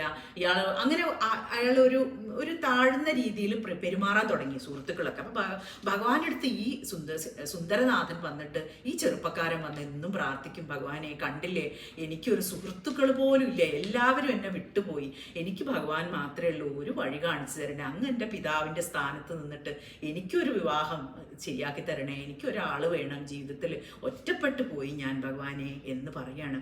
അപ്പോൾ ഭഗവാൻ അത് കേട്ട് വലിയ കാരുണ്യം തോന്നി. അപ്പോൾ ഭഗവാൻ പറയും ഇങ്ങനെയാണ്, അല്ലയോ ഹാലാസ്യനാഥ, എൻ്റെ വിവാഹത്തിൻ്റെ ഉള്ള കാലം അതിക്രമിച്ചിരിക്കുന്നു. ചങ്ങാതിമാരുടെ കൂട്ടത്തിൽ ചെല്ലാൻ തന്നെ എനിക്ക് ലജ്ജയാകുന്നു. ചിന്മയാ, ശംഭോ, അച്ഛനമ്മമാർ എനിക്ക് ബാല്യത്തിലേ നഷ്ടമായി. ഒറ്റ ബന്ധുക്കളുമില്ല, അങ്ങയുടെ പാദപങ്കജമല്ലാതെ മറ്റൊരു ശരണവുമില്ല പ്രഭോ എന്ന് പറഞ്ഞ് ഭഗവാൻ മനസാ വാചാ കർമ്മണ നിത്യവും ഞാൻ അങ്ങേ ഭജിച്ചുകൊണ്ടിരിക്കുന്നില്ലേ, എനിക്കും ഒരു വിവാഹം വേണം, അതിന് അങ്ങ് അനുഗ്രഹിച്ചാലും ഭഗവാനെ എന്ന് പ്രാർത്ഥിക്കുകയാണ്. അപ്പോൾ ഭഗവാൻ സുന്ദരമായൊരു കവിരൂപം പോണ്ട് ഒരു പദ്യം. അപ്പൊ ഈ സമയത്താണ് രാജാവ് ഈ മത്സരം നടത്തിക്കൊണ്ടിരിക്കുന്നത്. അപ്പൊ ഭഗവാൻ വിചാരിക്കും, ഇവനാണ് ഈ കൊടുക്കേണ്ടത് ഈ സമ്മാനം, അവനാണ് അതിന് അർഹൻ. അപ്പോൾ അവനാണെങ്കിലോ ഒരു കവിത്വം ഇല്ല, ഒന്നും അറിയില്ല, പാടാനോ അറിയില്ല, കവിത എഴുതാനോ ഒന്നും അറിയാത്ത ഒരാളാണ് അയാൾ, അധികം പഠിച്ചിട്ടുമില്ല. അപ്പൊ ഭഗവാൻ പറയും, അതാണ് നമ്മൾ ആദ്യം തുടങ്ങുമ്പോ പാടി, മൂകം കരോതി വാചാലം പങ്കും ലംഘയതേ ഗിരിം യത്കൃപാതമഹം വന്ദേ പരമാനന്ദമാധവം. മുടന്തുള്ളവനെ എത്രയോ ഉയരങ്ങളുള്ള ശൃംഗങ്ങളിലേക്ക് പോലും കയറ്റും. ഒരു വാക്ക് പാടാൻ കഴിവില്ലാത്തവനെ ഗായകനാക്കി മാറ്റും, ഒരു കവിയാക്കി മാറ്റും. അങ്ങനെയുള്ള ഭഗവാന് എന്തെങ്കിലും ഒരു ബുദ്ധിമുട്ടുണ്ടോ ഈ സുന്ദരനാഥനെ എല്ലാ ബുദ്ധിമുട്ടുകളിൽ നിന്നും രക്ഷിക്കാൻ? അപ്പോൾ ഈ കവിത അയാളുടെ കയ്യിൽ കൊടുത്തിട്ട് പറയും, അപ്പോൾ ഈ കവിതയിൽ എന്താ പറയുന്നത്? അല്ലയോ വണ്ടേ, ഭഗവാന്റെ കവിതയാണ്, കേട്ടോളൂ. അല്ലയോ ഭ്രമരമേ, സകല പുഷ്പങ്ങളുടെയും സുഗന്ധത്തെ നീ അറിയുന്നുവല്ലോ. എൻ്റെ വല്ലഭയുടെ കേശബന്ധത്തോട് തുല്യമായ ഗന്ധം ഏതാണെന്ന് നീ പറഞ്ഞു തരുമോ? നോക്കൂ, എന്ത് സുന്ദരമായിട്ടുള്ള വരികളാണ്, ഭഗവാന്റെ കവിതയാണ്. ഭഗവാൻ ദേവിയെ മനസ്സിൽ ധ്യാനിച്ചുകൊണ്ടായിരിക്കും അത് പാടിയിട്ടുള്ളത്. അല്ലയോ ഭ്രമരമേ, സകല പുഷ്പങ്ങളുടെയും സുഗന്ധത്തെ നീ അറിയുന്നുവല്ലോ. എൻ്റെ വല്ലഭയുടെ കേശബന്ധത്തോട് തുല്യമായ ഗന്ധം ഏതാണെന്ന് നീ പറയാമോ? ഇങ്ങനെ ഭ്രമരത്തോട് ചോദിക്കുന്നതായിട്ടുള്ള ഒരു കവിത ഭഗവാൻ എഴുതിയിട്ട് സുന്ദരനാഥന്റെ കയ്യിൽ കൊടുത്തിട്ട് പറയും, നീ സംഘകവികൾക്ക് ഈ പദ്യം കാണിച്ചു കൊടുക്കുക, അവര് നിന്നെ ആദരിക്കും. അപ്പൊ മഹീശനെ, എന്നിട്ട് അവരോടൊപ്പം പോയി മഹീശനെ ചെന്നു കണ്ട് ഈ പദ്യം ചൊല്ലിയാൽ നിനക്ക് ആവശ്യമുള്ള ധനം രാജാവ് നൽകും. അതോടുകൂടി നിനക്ക് വിവാഹം കഴിച്ച് ഒരു കുടുംബമായി സന്തോഷത്തോടു കൂടി ജീവിക്കാനുള്ള വകയുണ്ടാവും എന്ന് പറയും. അങ്ങനെ മുപ്പുരാരി നൽകിയ പത്രത്തെ സാദരം കുമ്പിട്ട് വാങ്ങി ദ്വിജേന്ദ്രൻ സംഘകവികളെ കാണിച്ചു. അങ്ങനെ കവികള് അത്ഭുത സ്തബ്ധരായി. അവരത്ഭുതപ്പെട്ടു പോയി, ഞങ്ങൾ പലതും എഴുതിയിട്ടുണ്ട്, ഇങ്ങനെ ഒരു ആശയം ഞങ്ങളുടെ മനസ്സിലേക്ക് വന്നിട്ടേ ഇല്ല, എന്തൊരു മനോഹരമായിട്ടുള്ളൊരു ആശയമാണിത്, ഭ്രമരത്തിനോട് ചോദിക്കുന്ന ഒരാശയം, മനോഹരം മനോഹരം എന്ന് പറഞ്ഞ് അവർ അഭിനന്ദിച്ചു. നീ ആരാണ്, എവിടെ നിന്ന് വന്നു എന്ന് ചോദിച്ചു. അപ്പൊ പറയും, ഇവനാണ്, അപ്പൊ ഇതുണ്ടാക്കി തന്നത് ആരാണ്? അവനാണ് മഹാകവി എന്ന് രാജാവ് പറയും. രാജാവ് ഇത് കേട്ടപ്പോ തന്നെ പറയും, ആരാണ് ഇത് എഴുതിയത്? ഇതാണ് എനിക്ക് ഏറ്റവും ഇഷ്ടമായത് അവനാണ് ഈ സമ്മാനം എന്ന് പറയും. ഇങ്ങനെ പറഞ്ഞ് ആ നീതിയെ നീ എടുത്തോളൂ എന്ന് പറഞ്ഞ് അവനെ അയച്ച സമയത്ത് പെട്ടെന്ന് നക്കീരൻ എണീറ്റ് നിന്നിട്ട് പറയും, ഈ ശ്ലോകത്തിനും ദോഷമുണ്ട് എന്ന് പറയും. അപ്പൊ പറയും, ഈ ശ്ലോകത്തിന് എന്ത് ദോഷമുള്ളത്? ദുഃഖവിവശനായ ഭൂസുരൻ ഹാലാസിനാഥന്റെ മുമ്പിൽ തന്റെ സങ്കടം ഉണർത്തിച്ചു, ഇതിപ്പോ പറഞ്ഞു കഴിഞ്ഞ സ്ഥിതിക്ക് കൊടുക്കാനും പറ്റില്ല. അപ്പൊ ഭഗവാൻ കവിരൂപം എടുത്ത് വിപ്രനെയും കൂട്ടി അപ്പൊ ചെന്നു ഭഗവാൻ കവിരൂപിയായിട്ട്. എന്നിട്ട് പറയും, ഈ ശ്ലോകത്തിന് ദോഷമുണ്ടെന്ന് പറഞ്ഞ കവി ആരാണ് ചോദിക്കും. അപ്പൊ പറയും, നക്കീരൻ ദോഷത്തോട് പറഞ്ഞു, അത് ഞാൻ തന്നെയാണെന്ന് പറയും. അപ്പൊ ഭഗവാൻ ചോദിച്ചു, എന്ത് ദോഷമാണ് ഇതിലുള്ളത് ചോദിക്കും. അപ്പൊ പറയും, ആക്ഷേപവും സമാധാനവും ഭംഗിയായി ചൊല്ലുന്ന നമ്മുടെ ചാതുര്യം എല്ലാവരും അറിയേണ്ടതുണ്ട്. ഹേ ദുഷ്കവേ, ആക്ഷേപം എന്താണെന്ന് പറയുക. അപ്പൊ ഇല്ലാത്തതിന് ഉണ്ടെന്ന് ആരോപിക്കലാണ് ഈ ദോഷം എന്നാണ് നക്കീരൻ പറയുന്നത്.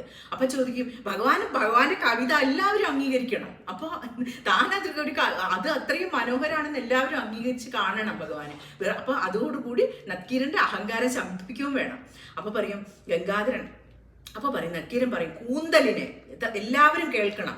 യഥാർത്ഥത്തിൽ ഒരു സ്ത്രീയുടെ കേശത്തിന് നൈസർഗികമായി സ്വാഭാവികമായിട്ടുള്ള പുഷ്പത്തിന്റെ സുഗന്ധമൊന്നും ഇല്ല. അത് സുഗന്ധരഹിതാണ്. യഥാർത്ഥത്തിൽ ഒരു സ്ത്രീ ചൂടുന്ന പുഷ്പങ്ങളുടെയും അതുപോലെ തന്നെ എന്തെങ്കിലും സുഗന്ധ ലേപനങ്ങളുടെയും ഒക്കെ സുഗന്ധമാണ് യഥാർത്ഥത്തിൽ ആ കേശത്തിന് സുഗന്ധം കൊടുക്കുന്നത്. അല്ലാതെ നൈസർഗികമായിട്ട് സുഗന്ധം ഇല്ല എന്ന് പറയും. അങ്ങനെ നക്കീരൻ വാദിച്ചു.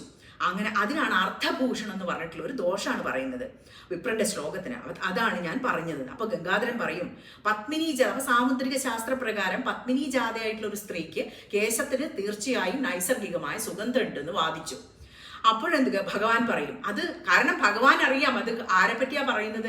അപ്പൊ ഒരു ദേവിയുടെ പല കാര്യങ്ങളും ഉദ്ദേശിച്ചിട്ടാണ് ഭഗവാൻ പറയുന്നത്. അല്ല, ശരിക്കും അങ്ങനെയുള്ള ഒരു സ്ത്രീയുടെ കേശത്തിന് സുഗന്ധമുണ്ട്. അത്രയും ഉന്നതമായിട്ടുള്ള പദത്തിലിരിക്കുന്ന ഒരു സ്ത്രീയുടെ പത്മിനി എന്നുള്ള ആ ഒരു ജാതിയിൽപ്പെട്ട സ്ത്രീകൾക്ക് എന്തായാലും അങ്ങനെയുള്ള സുഗന്ധം ഉണ്ടെന്ന് സാമുദ്രിക ശാസ്ത്രം ഉണ്ടാക്കി തന്നെ ഭഗവാനാണ്. അപ്പൊ ഭഗവാൻ പറഞ്ഞു. അപ്പോഴെന്ത് പറയും നക്കീരൻ പറയും, പത്മിനി ജാതികളായിട്ടുള്ള സ്ത്രീകൾക്കും പത്മകൽഹാരാദി പുഷ്പങ്ങൾ ധരിക്കുന്നത് കൊണ്ട് മാത്രമാണ് സുഗന്ധം എന്ന് പറയും. അപ്പൊ വാദിക്കുകയാണ്, അല്ല, ഏത് ജാതിയിൽപ്പെട്ട സ്ത്രീകൾ, ഏത് സാമുദ്രിക ശാസ്ത്രപ്രകാരം ഏത് ജാതിയിൽപ്പെട്ട സ്ത്രീകളാണെങ്കിലും അതിൽ ഉന്നതമായിട്ടുള്ളതെന്ന് പറയുന്ന പത്മിനി ജാതി, അതിലാണെങ്കിലും അവര് സുഗന്ധ ലേപനങ്ങളോ പുഷ്പങ്ങളോ ഒന്നും ധരിച്ചിട്ടില്ലെങ്കിൽ അവരുടെ കേശവും നിന്ദനീയമാണ് എന്നുള്ളൊരു വാക്ക് പറഞ്ഞു. അപ്പൊ ഭഗവാൻ പറയും, ദുരാത്മൻ, ദുരുക്തം മതിയാക്കൂ, നിർത്തു നക്കീര നിന്റെ ദുരുക്തം. ദിവ്യാംഗനാജനത്തിന്റെ ദിവ്യകളായിട്ടുള്ള അങ്കനമാരുടെ കേശത്തിന് സൗരഭ്യം, സ്വാഭാവികമായിട്ടുള്ള സൗരഭ്യമുണ്ട് എന്ന് പറയാണ്. ദേവിയുടെ കേശത്തിനെ പറ്റിയാണ് ഭഗവാൻ പറയുന്നത്. ഇത് സമസ്ത ജനങ്ങളും അംഗീകരിച്ചിട്ടുള്ളതാണ്. അതിനെ ചോദ്യം ചെയ്യാൻ നിനക്ക് എന്താണ് അധികാരം എന്ന് ചോദിക്കും ഭഗവാൻ കോപത്തോടെ. സർപ്പം പോലെ ചീറിക്കൊണ്ട് നക്കീരൻ മറുപടി പറഞ്ഞു, മന്ദാര പാരിജാത പുഷ്പങ്ങൾ എന്നല്ല കസ്തൂരി തുടങ്ങിയ വസ്തുക്കളും അവർ ധരിക്കുന്നുണ്ട്. അതുകൊണ്ടാണ് അങ്കനമാരുടെ കൂന്തലിന് സൗരഭ്യം ഉണ്ടാകുന്നത്. അപ്പൊ എത്ര വലിയൊരു തർക്കമാണ് നടക്കുന്നത് നോക്കൂ. സ്ത്രീകൾ നമ്മളൊക്കെ മുല്ലപ്പൂക്ക് ധരിച്ച് പോകുന്നുണ്ട്. അപ്പൊ ഇതിനൊക്കെ ആ പൂക്കളുടെ സുഗന്ധം അല്ല എന്നാണ് നക്കീരൻ വാദിക്കുന്നത്. എന്താ, പൂക്കളുടെ സുഗന്ധം മാത്രമേ ഉള്ളൂ, അല്ലാണ്ട് കേശത്തിന് സുഗന്ധം അത് അവസാനം എത്തി നിൽക്കുന്നത് എവിടെയാണെന്ന് കാണാം. ഭഗവാൻ പറഞ്ഞു, സർവമംഗളയായ ഗൗരിയുടെ, അപ്പോഴാണ് ഭഗവാൻ പറയാ, അത് ആരുദ്ദേശിച്ചിട്ടാണ് പറഞ്ഞതെന്ന് ഭഗവാൻ അവിടെ വെളിപ്പെടുത്തുകയാണ്. സർവമംഗളയായ ഗൗരിയുടെ കേശവും അങ്ങനെ തന്നെയാണോ എന്ന് ചോദിക്കും. അപ്പൊ നിത്യസൗരഭ്യ സമേതനായി നിത്യനീല പ്രഭായുക്തമായി ശ്രുതികളാൽ പോലും സ്തൂയമാനയായി അതിരമ്യമായി സർവഗുണ ആധാരമായി നഭസ്സാകെ വ്യാപിച്ച് ശോഭിക്കുന്ന ശങ്കരീകേശത്തിനും ദോഷമുണ്ടെങ്കിൽ ഒരു ശങ്കയും കൂടാതെ നീ പറയുക നക്കീര എന്ന് പറയും. ദുർമതിയായ നക്കീരൻ ഉത്തരം പറഞ്ഞു. അപ്പോഴും കുലുങ്ങുന്നില്ല, ശങ്കിക്കുന്നില്ല. പുഷ്പാദി സുഗന്ധ വസ്തുക്കളാൽ ദിനവും സംസ്കരിച്ചില്ലെങ്കിൽ ഗൗരിയുടെ കേശവും നിന്ദ്യമാണ്. അപ്പോഴാണ് ഭഗവാന് കോപം കൊണ്ട് വിറയ്ക്കാൻ തുടങ്ങും. അതുവരെ ഈ മൂന്നാം കണ്ണൊന്നും ആർക്കും കണ്ടിരുന്നില്ല. പെട്ടെന്ന് ആ മൂന്നാം കണ്ണങ്ങ് അല്പം തുറന്നു, മുഴുവൻ തുറന്നിട്ടുണ്ടെങ്കിൽ സകലം ദഹിച്ചു പോകും. അല്പം ആ മൂന്നാം കണ്ണ് തുറക്കുകയാണ്. ആ കണ്ണിൽ നിന്ന് വരുന്ന അഗ്നിയുടെ ചൂട് കൊണ്ട് അപ്പോൾ 1000 കണ്ണുകൾ. അപ്പൊ അല്പം ആ ബാലദൃഷ്ടി തുറന്ന് നക്കീരനെ നോക്കുമ്പോ സംഘകവികൾ മറ്റുള്ളവരൊക്കെ ഓടി മാറി നിന്നു ഭയന്നിട്ട്. അപ്പൊ നക്കീരൻ വല്ലാത്ത ധൈര്യമാണ് നക്കീരന്. അപ്പൊ നക്കീരൻ മാത്രം എന്ത് ചെയ്തു? ധൈര്യം അവലംബിച്ചുകൊണ്ട് പറഞ്ഞു, ഇല്ല, 1000 കണ്ണുകൾ ഒരുമിച്ച് തുറന്നാലും അതുകൊണ്ട് എന്ത് പ്രയോജനം? ഭൂഷണം തന്നെ. കവിതയിൽ ഭീഷണി കൊണ്ട് ഞാൻ ഭീതനാവില്ല, എനിക്ക് പേടിയൊന്നുമില്ല, അങ്ങ് 1000 കണ്ണു തുറന്നോളൂ, എനിക്ക് ഭയമില്ല എന്ന് പറഞ്ഞു. അപ്പോ ഭഗവാൻ ശരി, ഇനി അത്ര മതി, ആ ലെവല് കോപം മതി എന്ന് തീരുമാനിച്ചു. ഭഗവാൻ എപ്പോൾ വേണത് നിർത്താൻ പറ്റും. അപ്പൊ ശാന്തനായിട്ട് പറയും, നക്കീര, സർവജ്ഞത്താദി ഗുണങ്ങൾ എങ്ങനെയാണോ സർവമാതാവ് സ്വതസിദ്ധമായിരിക്കുന്നത്, അതുപോലെയാണ് ദേവിക്ക് ഗന്ധാദി സർവഗുണങ്ങളും. ചിൽപുഷ്പ കേശി എന്നല്ലേ ദേവി മഹാദേവിയെ വേദങ്ങൾ വാഴ്ത്തുന്നത്? പരിപൂർണയും സച്ചിദാനന്ദ രൂപിണിയും പരാശക്തിയുമായ മഹാദേവി, ആ ചിൽപുഷ്പ കേശി, ആ ദേവിയുടെ ഗുണങ്ങൾ ആർക്കും വർണ്ണിക്കാൻ പറ്റില്ല. അപ്പൊ ദേവിക്ക് സർവമാതാവിന് സ്വതസിദ്ധമാണ് എല്ലാ ഗുണങ്ങളും. ഇത് കേട്ട് സംഘകവികളൊക്കെ തലകുലിക്ക് സമ്മതിച്ചു. അവർ ശരിയാണ്, ദേവിക്ക് ഇതൊക്കെ സ്വതസിദ്ധമാണ്, മറ്റുള്ളവരെ പോലെ അല്ല ദേവി. നക്കീരൻ ഉത്തരം മുട്ടി വിവശനായി അന്തകവൈരിയുടെ നേത്രാഗ്നിയിൽ ചുട്ടുനീറി ജലം തേടി ഓടാൻ തുടങ്ങി. അപ്പോഴാണ് ഈ ബാലനേത്രത്തിൽ നിന്ന് വന്നിട്ടുള്ള അഗ്നിയുടെ ചൂട് നക്കീരൻ അറിയാൻ തുടങ്ങുന്നത്. അത് വന്നതോടുകൂടി നക്കീരൻ ഓടി ഹേമപത്മിനിയിലേക്ക് ചാടി. എന്നിട്ട് അതിലിങ്ങനെ മുങ്ങി താണോണ്ടിരിക്കുന്നത്. ഇതിൽ പുറത്തേക്ക് വരുമ്പോൾ ചുട്ടു നീറ ദേഹം, അടിയിൽ ഭസ്മാക്കിയിട്ടില്ല. ചിലതിൽ ഭസ്മാക്കി എന്നും ഉള്ളൊരു വേർഷനും ഉണ്ട്. പക്ഷെ ഇവിടെ പറയുന്നത് ഭസ്മാരാക്കുകയല്ലേ ചെയ്തത്, ചുട്ടു പൊള്ളിച്ചു എന്നാണ്. ചുട്ടു പൊള്ളിച്ചിട്ട് വെള്ളത്തിൽ ഇങ്ങനെ മുങ്ങി താങ്ങി പൊങ്ങി ഇങ്ങനെ കളിക്കുകയാണ് നക്കീരൻ. അപ്പൊ ഇപ്പോഴും നമുക്ക് ആ പടവുകളുണ്ട്, കുറേ പടവുകളുണ്ട് ഈ നക്കീരന്റെ ആ മണ്ഡപത്തില്. അപ്പൊ ആ പടവുകളുടെ ഇടയിൽ ഇങ്ങനെ കയറാൻ നോക്കുമ്പോൾ ഭഗവാൻ അവിടെ വലിയൊരു ആകാരത്തോടു കൂടി അവിടെ നിൽക്കും, ആ കവിയുടെ രൂപത്തിൽ. എന്നിട്ട് അവിടെ നിന്നിട്ട് ഇങ്ങനെ നോക്കും. എന്നിട്ട് നക്കീരൻ മുങ്ങി പിന്നെയും മറ്റേ വശത്തേക്ക് വരും. എന്നിട്ട് അവിടെയും ഭഗവാൻ. അപ്പൊ ഈ സംഘകവികൾക്കൊക്കെ വലിയ ദുഃഖം തോന്നും. അവര് പറയും, എന്താ ഭഗവാനെ, ഒന്ന് അദ്ദേഹത്തെയും കൂടി ഒന്ന് തിരിച്ചു വരാൻ അനുവദിക്കണേ എന്ന് പ്രാർത്ഥിക്കും. അപ്പൊ ഭഗവാൻ കാരുണ്യവാനായിട്ട് പറയും, ശരി, പോയിട്ട് അപ്പോൾ ഈ വന്നിട്ടുള്ള സുന്ദരനാഥനുണ്ടല്ലോ, സുന്ദരനാഥനാണ് ഈ നീവി കൊടുക്കാൻ, സ്വർണത്തിന്റെ ആ കിഴി കൊടുക്കാൻ ഭഗവാൻ ആഗ്രഹിച്ചത്. അതെടുത്ത് അദ്ദേഹത്തിന് കൊടുത്തിട്ട് പറയും, നീ പോയിട്ട് ഈ നീവി ചെന്നെടുത്ത് വിവാഹവും കഴിച്ച് സുന്ദരിയായ ഭാര്യയോടും ധനസമ്പത്തോടും കൂടി മധുരയിൽ മുപ്പുരവൈരിയെയും സേവിച്ച് കഴിഞ്ഞു കൂടിക്കോളൂ എന്ന് പറഞ്ഞ് അവനെ അനുഗ്രഹിച്ചയച്ചു. എന്നിട്ട് കാലിണ കൂപ്പുന്നവന് ഇഷ്ടത്തെ നൽകുന്ന ഹാലാസ്യനാഥനെ ഭക്തിയോടെ പൂജിക്കുന്നവർക്ക് കാമിതപൂർത്തിയും കൈവല്യവും കൈവരുന്നതാണ് എന്നൊക്കെ ധർമാർത്ഥ കാമമോക്ഷങ്ങൾ ആഗ്രഹിക്കുന്നവർ ധർമ്മരനായ സുന്ദരേശ്വരനെ ഭജിച്ചാലേ അഭീഷ്ടസിദ്ധി ലഭിക്കുകയുള്ളൂ എന്നൊക്കെ പറഞ്ഞ് നമ്മുടെ അഗസ്ത്യ മഹർഷി ശിഷ്യന്മാർക്ക് 53ാമത്തെ ആ ഒരു ലീല വളരെ ഇതിന്റെ ബാക്കിയായിട്ട് വരുന്നതാണ്. എങ്ങനെയാണ് നക്കീരനെ അനുഗ്രഹിക്കുന്നത് എന്ന്. അങ്ങനെ നക്കീരൻ ഇപ്പോഴും ചുട്ടുപൊള്ളിയും കൊണ്ട് ഇതിങ്ങനെ ഇരിക്കുകയാണ് വെള്ളത്തില്. നേത്രാഗ്നിയുടെ ചൂടേറ്റ് പരവശനായിട്ട് എന്ന് മുങ്ങിയും പൊങ്ങിയും ഇങ്ങനെ അയ്യോ ചൂടെടുത്ത് ഇങ്ങനെ ബുദ്ധിമുട്ടിക്കൊണ്ടിരിക്കുകയാണ്. താപം അകറ്റാൻ ശ്രമിക്കുന്നു. അപ്പൊ സ്നേഹിതന്മാരായ സംഘകവികൾക്ക് വളരെ വിഷമമുണ്ടായി. കപിലൻ, ഭരണൻ തുടങ്ങിയ കവികൾ എല്ലാവരും വളരെ വിഷമത്തോടു കൂടി ദിവ്യഫലകത്തിൽ ഇങ്ങനെ ഇരിക്കുമ്പോഴും ആലോചിക്കും, നമ്മുടെ ഒരു സുഹൃത്ത് ഇങ്ങനെ ദുഃഖിച്ചുകൊണ്ടിരിക്കുകയാണല്ലോ, എങ്ങനെയാണ് അദ്ദേഹത്തെ ഒന്ന് രക്ഷിക്കുക. എന്നിട്ട് പ്രാർത്ഥിക്കും. അപ്പൊ ഭഗവാൻ പറയും, ശരി. അപ്പൊ ഭഗവാൻ പറയും, കപില ഭരണാദികൾ മഹേശന്റെ കാൽക്കൽ വീണ് പ്രാർത്ഥിച്ചപ്പോൾ അപ്പൊ എന്താ പ്രാർത്ഥിക്കുന്നത്? അപ്പൊ സംഘകവികളുടെ പ്രാർത്ഥന കേട്ട് എങ്ങനെയെങ്കിലും നക്കീരൻ, അവിവേകിയായ നക്കീരന് അവൻ ചെയ്ത അപരാധങ്ങളെല്ലാം പുറത്ത് അനുഗ്രഹിക്കണേ ഭഗവാനെ എന്ന് പ്രാർത്ഥിക്കും. അങ്ങനെ സംഘകവികളുടെ പ്രാർത്ഥന കേട്ട് പ്രീതനായ ഇന്ദുകലാധരൻ മീനാക്ഷി ദേവിയോടൊപ്പം ഈ ഹേമപത്മാകര തീർത്ഥത്തിലെത്തി. അപ്പൊ ദേവി പറയും, മതി ഭഗവാനെ എന്ന് പറഞ്ഞിട്ടുണ്ടാകണം. അപ്പൊ ദേവിയും കൂട്ടി ഭഗവാൻ വന്നിട്ട് അവിടെ ഹേമപത്മ തീർത്ഥത്തിന്റെ കരയിൽ നിന്നിട്ട് നക്കീരനെ പിടിച്ച് വാ മതി, എന്റെ അഹങ്കാരമൊക്കെ ശമിച്ചു എന്ന് ഞാൻ വിചാരിക്കുന്നു, കൈ നീട്ടിക്കൊടുക്കും. എന്നിട്ട് പിടിച്ചു വലിച്ച് പുറത്തേക്കിടും. എന്നിട്ട് കാലകാലനും മദനാരിയുമായ മഹേശ്വര, അങ്ങയ്ക്കായി നമസ്കാരം. നിശുംഭ വൈരിയായ സുന്ദരേശപ്രിയെ അവിടത്തേക്ക് നമസ്കാരം ഇങ്ങനെ പറഞ്ഞ് താണു വീണ് കുമ്പിട്ട് പുരമധരനും ഭൂതനാഥനും അഹിവിഭൂഷണനും പുണ്യസ്വരൂപനുമായ ശ്രീശങ്കര അങ്ങേക്ക് കോടി കോടി നമസ്കാരം എന്ന് പറഞ്ഞ് ദേവിയെ ഇഷ്ടപരദായികയായ പാർവതീ ദേവി അവിടത്തേക്ക് കോടി കോടി നമസ്കാരം ഇങ്ങനെ പ്രാർത്ഥിച്ചുകൊണ്ട് പശുപതേ കാളകൂട ഭയാവഹ ഹാലാസ്യനാഥ അങ്ങേക്ക് നമസ്കാരം, നിഖില ജഗദീശ്വരിയും മീനേക്ഷണയും നീപവനവാസിയുമായ ഗൗരി ഭഗവതി അവിടേക്ക് നമസ്കാരം ഇങ്ങനെ പരമശിവനെയും ദേവിയെയും സ്തുതിച്ച് കവികളെ കരുണയോടെ കടാക്ഷിച്ചിട്ട് ആനന്ദമൂർത്തിയായ ഇങ്ങനെ സ്തുതിക്കുന്നത് കേട്ട ഭഗവാനും ദേവിയും കവികളെ ആനന്ദത്തോടുകൂടി കരുണയോടുകൂടി കടാക്ഷിച്ചിട്ട് ആനന്ദമൂർത്തിയായ ശങ്കരനും കൂടെ ദേവിയും അപ്രത്യക്ഷയായി. അപ്പൊ അവര് അപ്രത്യക്ഷനാവുന്നതിന് മുന്നേ ഒരു അരുളപ്പാടുണ്ടായി, ഞാൻ ദാനം ചെയ്ത പീഠത്തിൽ നിങ്ങൾ എല്ലാവരും മുമ്പെന്നതുപോലെ സസുഖം വാഴുക, സകല സൗഭാഗ്യങ്ങളും മോക്ഷങ്ങളും നിങ്ങൾക്ക് കൈവരുന്നതാണെന്ന് പറയും. അങ്ങനെ പാർവതി ദേവിയോടൊപ്പം ഹാലാസ്യ നായകൻ അപ്പോൾ തന്നെ അന്തർധാനം ചെയ്തു. ആ കവികൾക്ക് സംഘപീഠത്തിൽ ഇരിക്കുന്ന സമയത്ത് നൽക്കീരൻ ദ്രാവിഡ സൂത്രോപദേശം 54-ാമത്തെ ലീലയിൽ ആ ഒരു ഭാഗം കൂടി കഴിഞ്ഞ് ഈ കഥകൾ കഴിയും.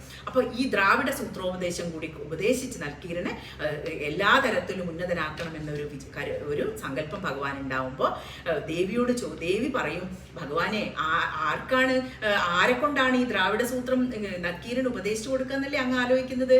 അങ്ങ് നമ്മുടെ അഗസ്ത്യ മഹർഷി ആണ് അതിനുള്ള ഏറ്റവും യോഗ്യനായിട്ടുള്ള ആൾ. കാരണം പണ്ട് ഭൂമിയുടെ ഒരു ഭാഗം താണു പോകുമ്പോൾ അത് ബാലൻസ് ചെയ്യാൻ അങ്ങ് വിട്ട ആളാണ് അദ്ദേഹം. അപ്പൊ അദ്ദേഹത്തിനെ കൊണ്ട് തന്നെ ദ്രാവിഡ സൂത്രം ഉപദേശിക്കുക എന്ന് പറഞ്ഞ് ദ്രാവിഡ സൂത്രം കൂടി ഉപദേശിച്ചു കൊടുക്കും. അപ്പൊ ദേവി ചോദിക്കുന്ന ഒരു ചോദ്യമുണ്ട് ഭഗവാനോട്, ഭഗവാനെ അങ്ങെന്തുകൊണ്ടാണ് നക്കീരന് നേരിട്ട് ഉപദേശം കൊടുക്കാത്തത് എന്ന് ചോദിക്കും. അപ്പൊ ഭഗവാൻ പറയുന്ന ഒരു ഉത്തരമുണ്ട്, ഇത് ശരിക്കും മനസ്സിലാക്കേണ്ട. ഇതേ ഒരു ട്രേസ് നമുക്ക് ഭഗവത്ഗീതയിലും കാണാം.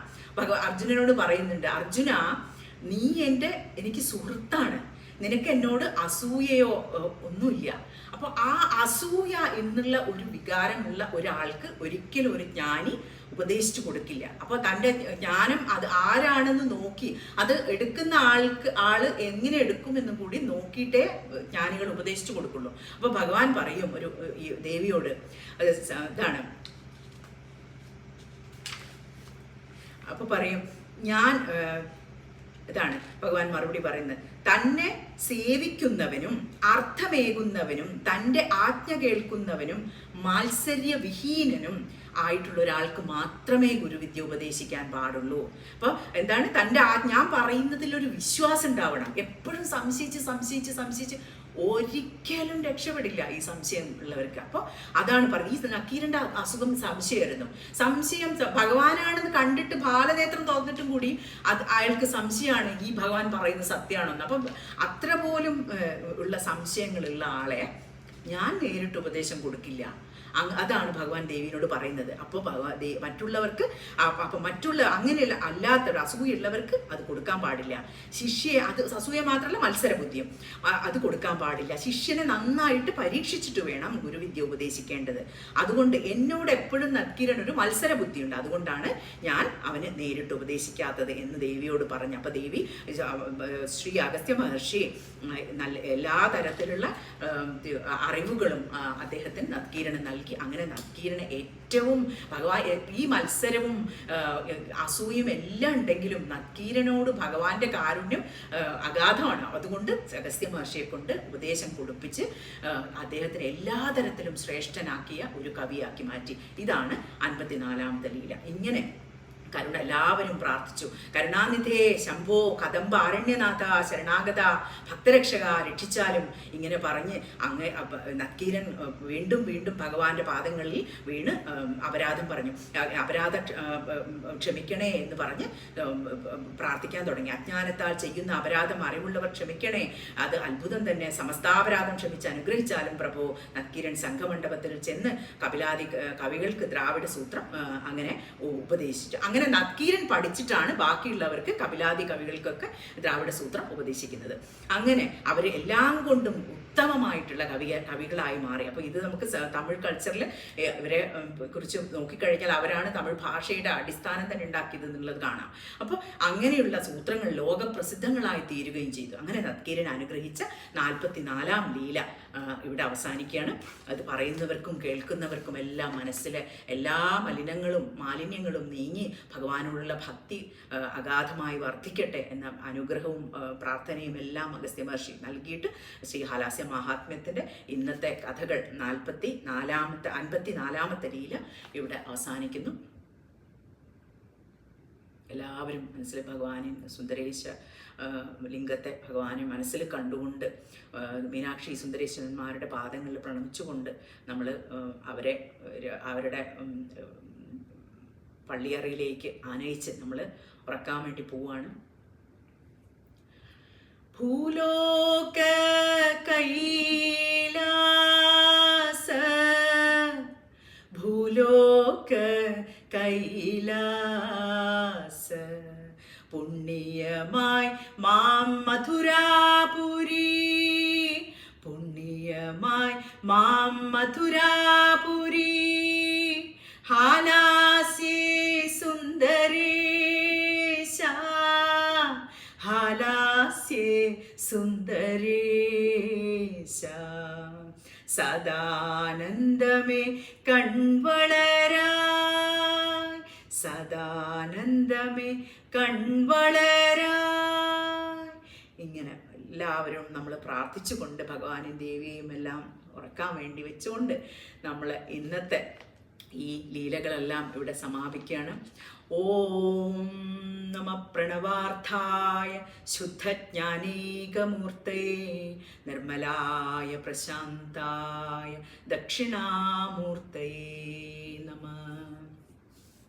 ബ്രഹ്മാർപ്പണം ബ്രഹ്മഹവിർ ബ്രഹ്മാഗ്നൗ ബ്രഹ്മണാഹുതം ബ്രഹ്മൈവ തേന ഗന്തവ്യം ബ്രഹ്മകർമ്മ സമാധിനാ.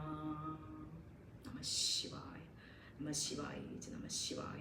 ഹര നമ പാർവതീപദേ ഹര ഹര മഹാദേവ ഹര നമ പാർവതീപദേ ഹര ഹര മഹാദേവ. ശംഭോ മഹാദേവ അനുഗ്രഹിക്കണേ.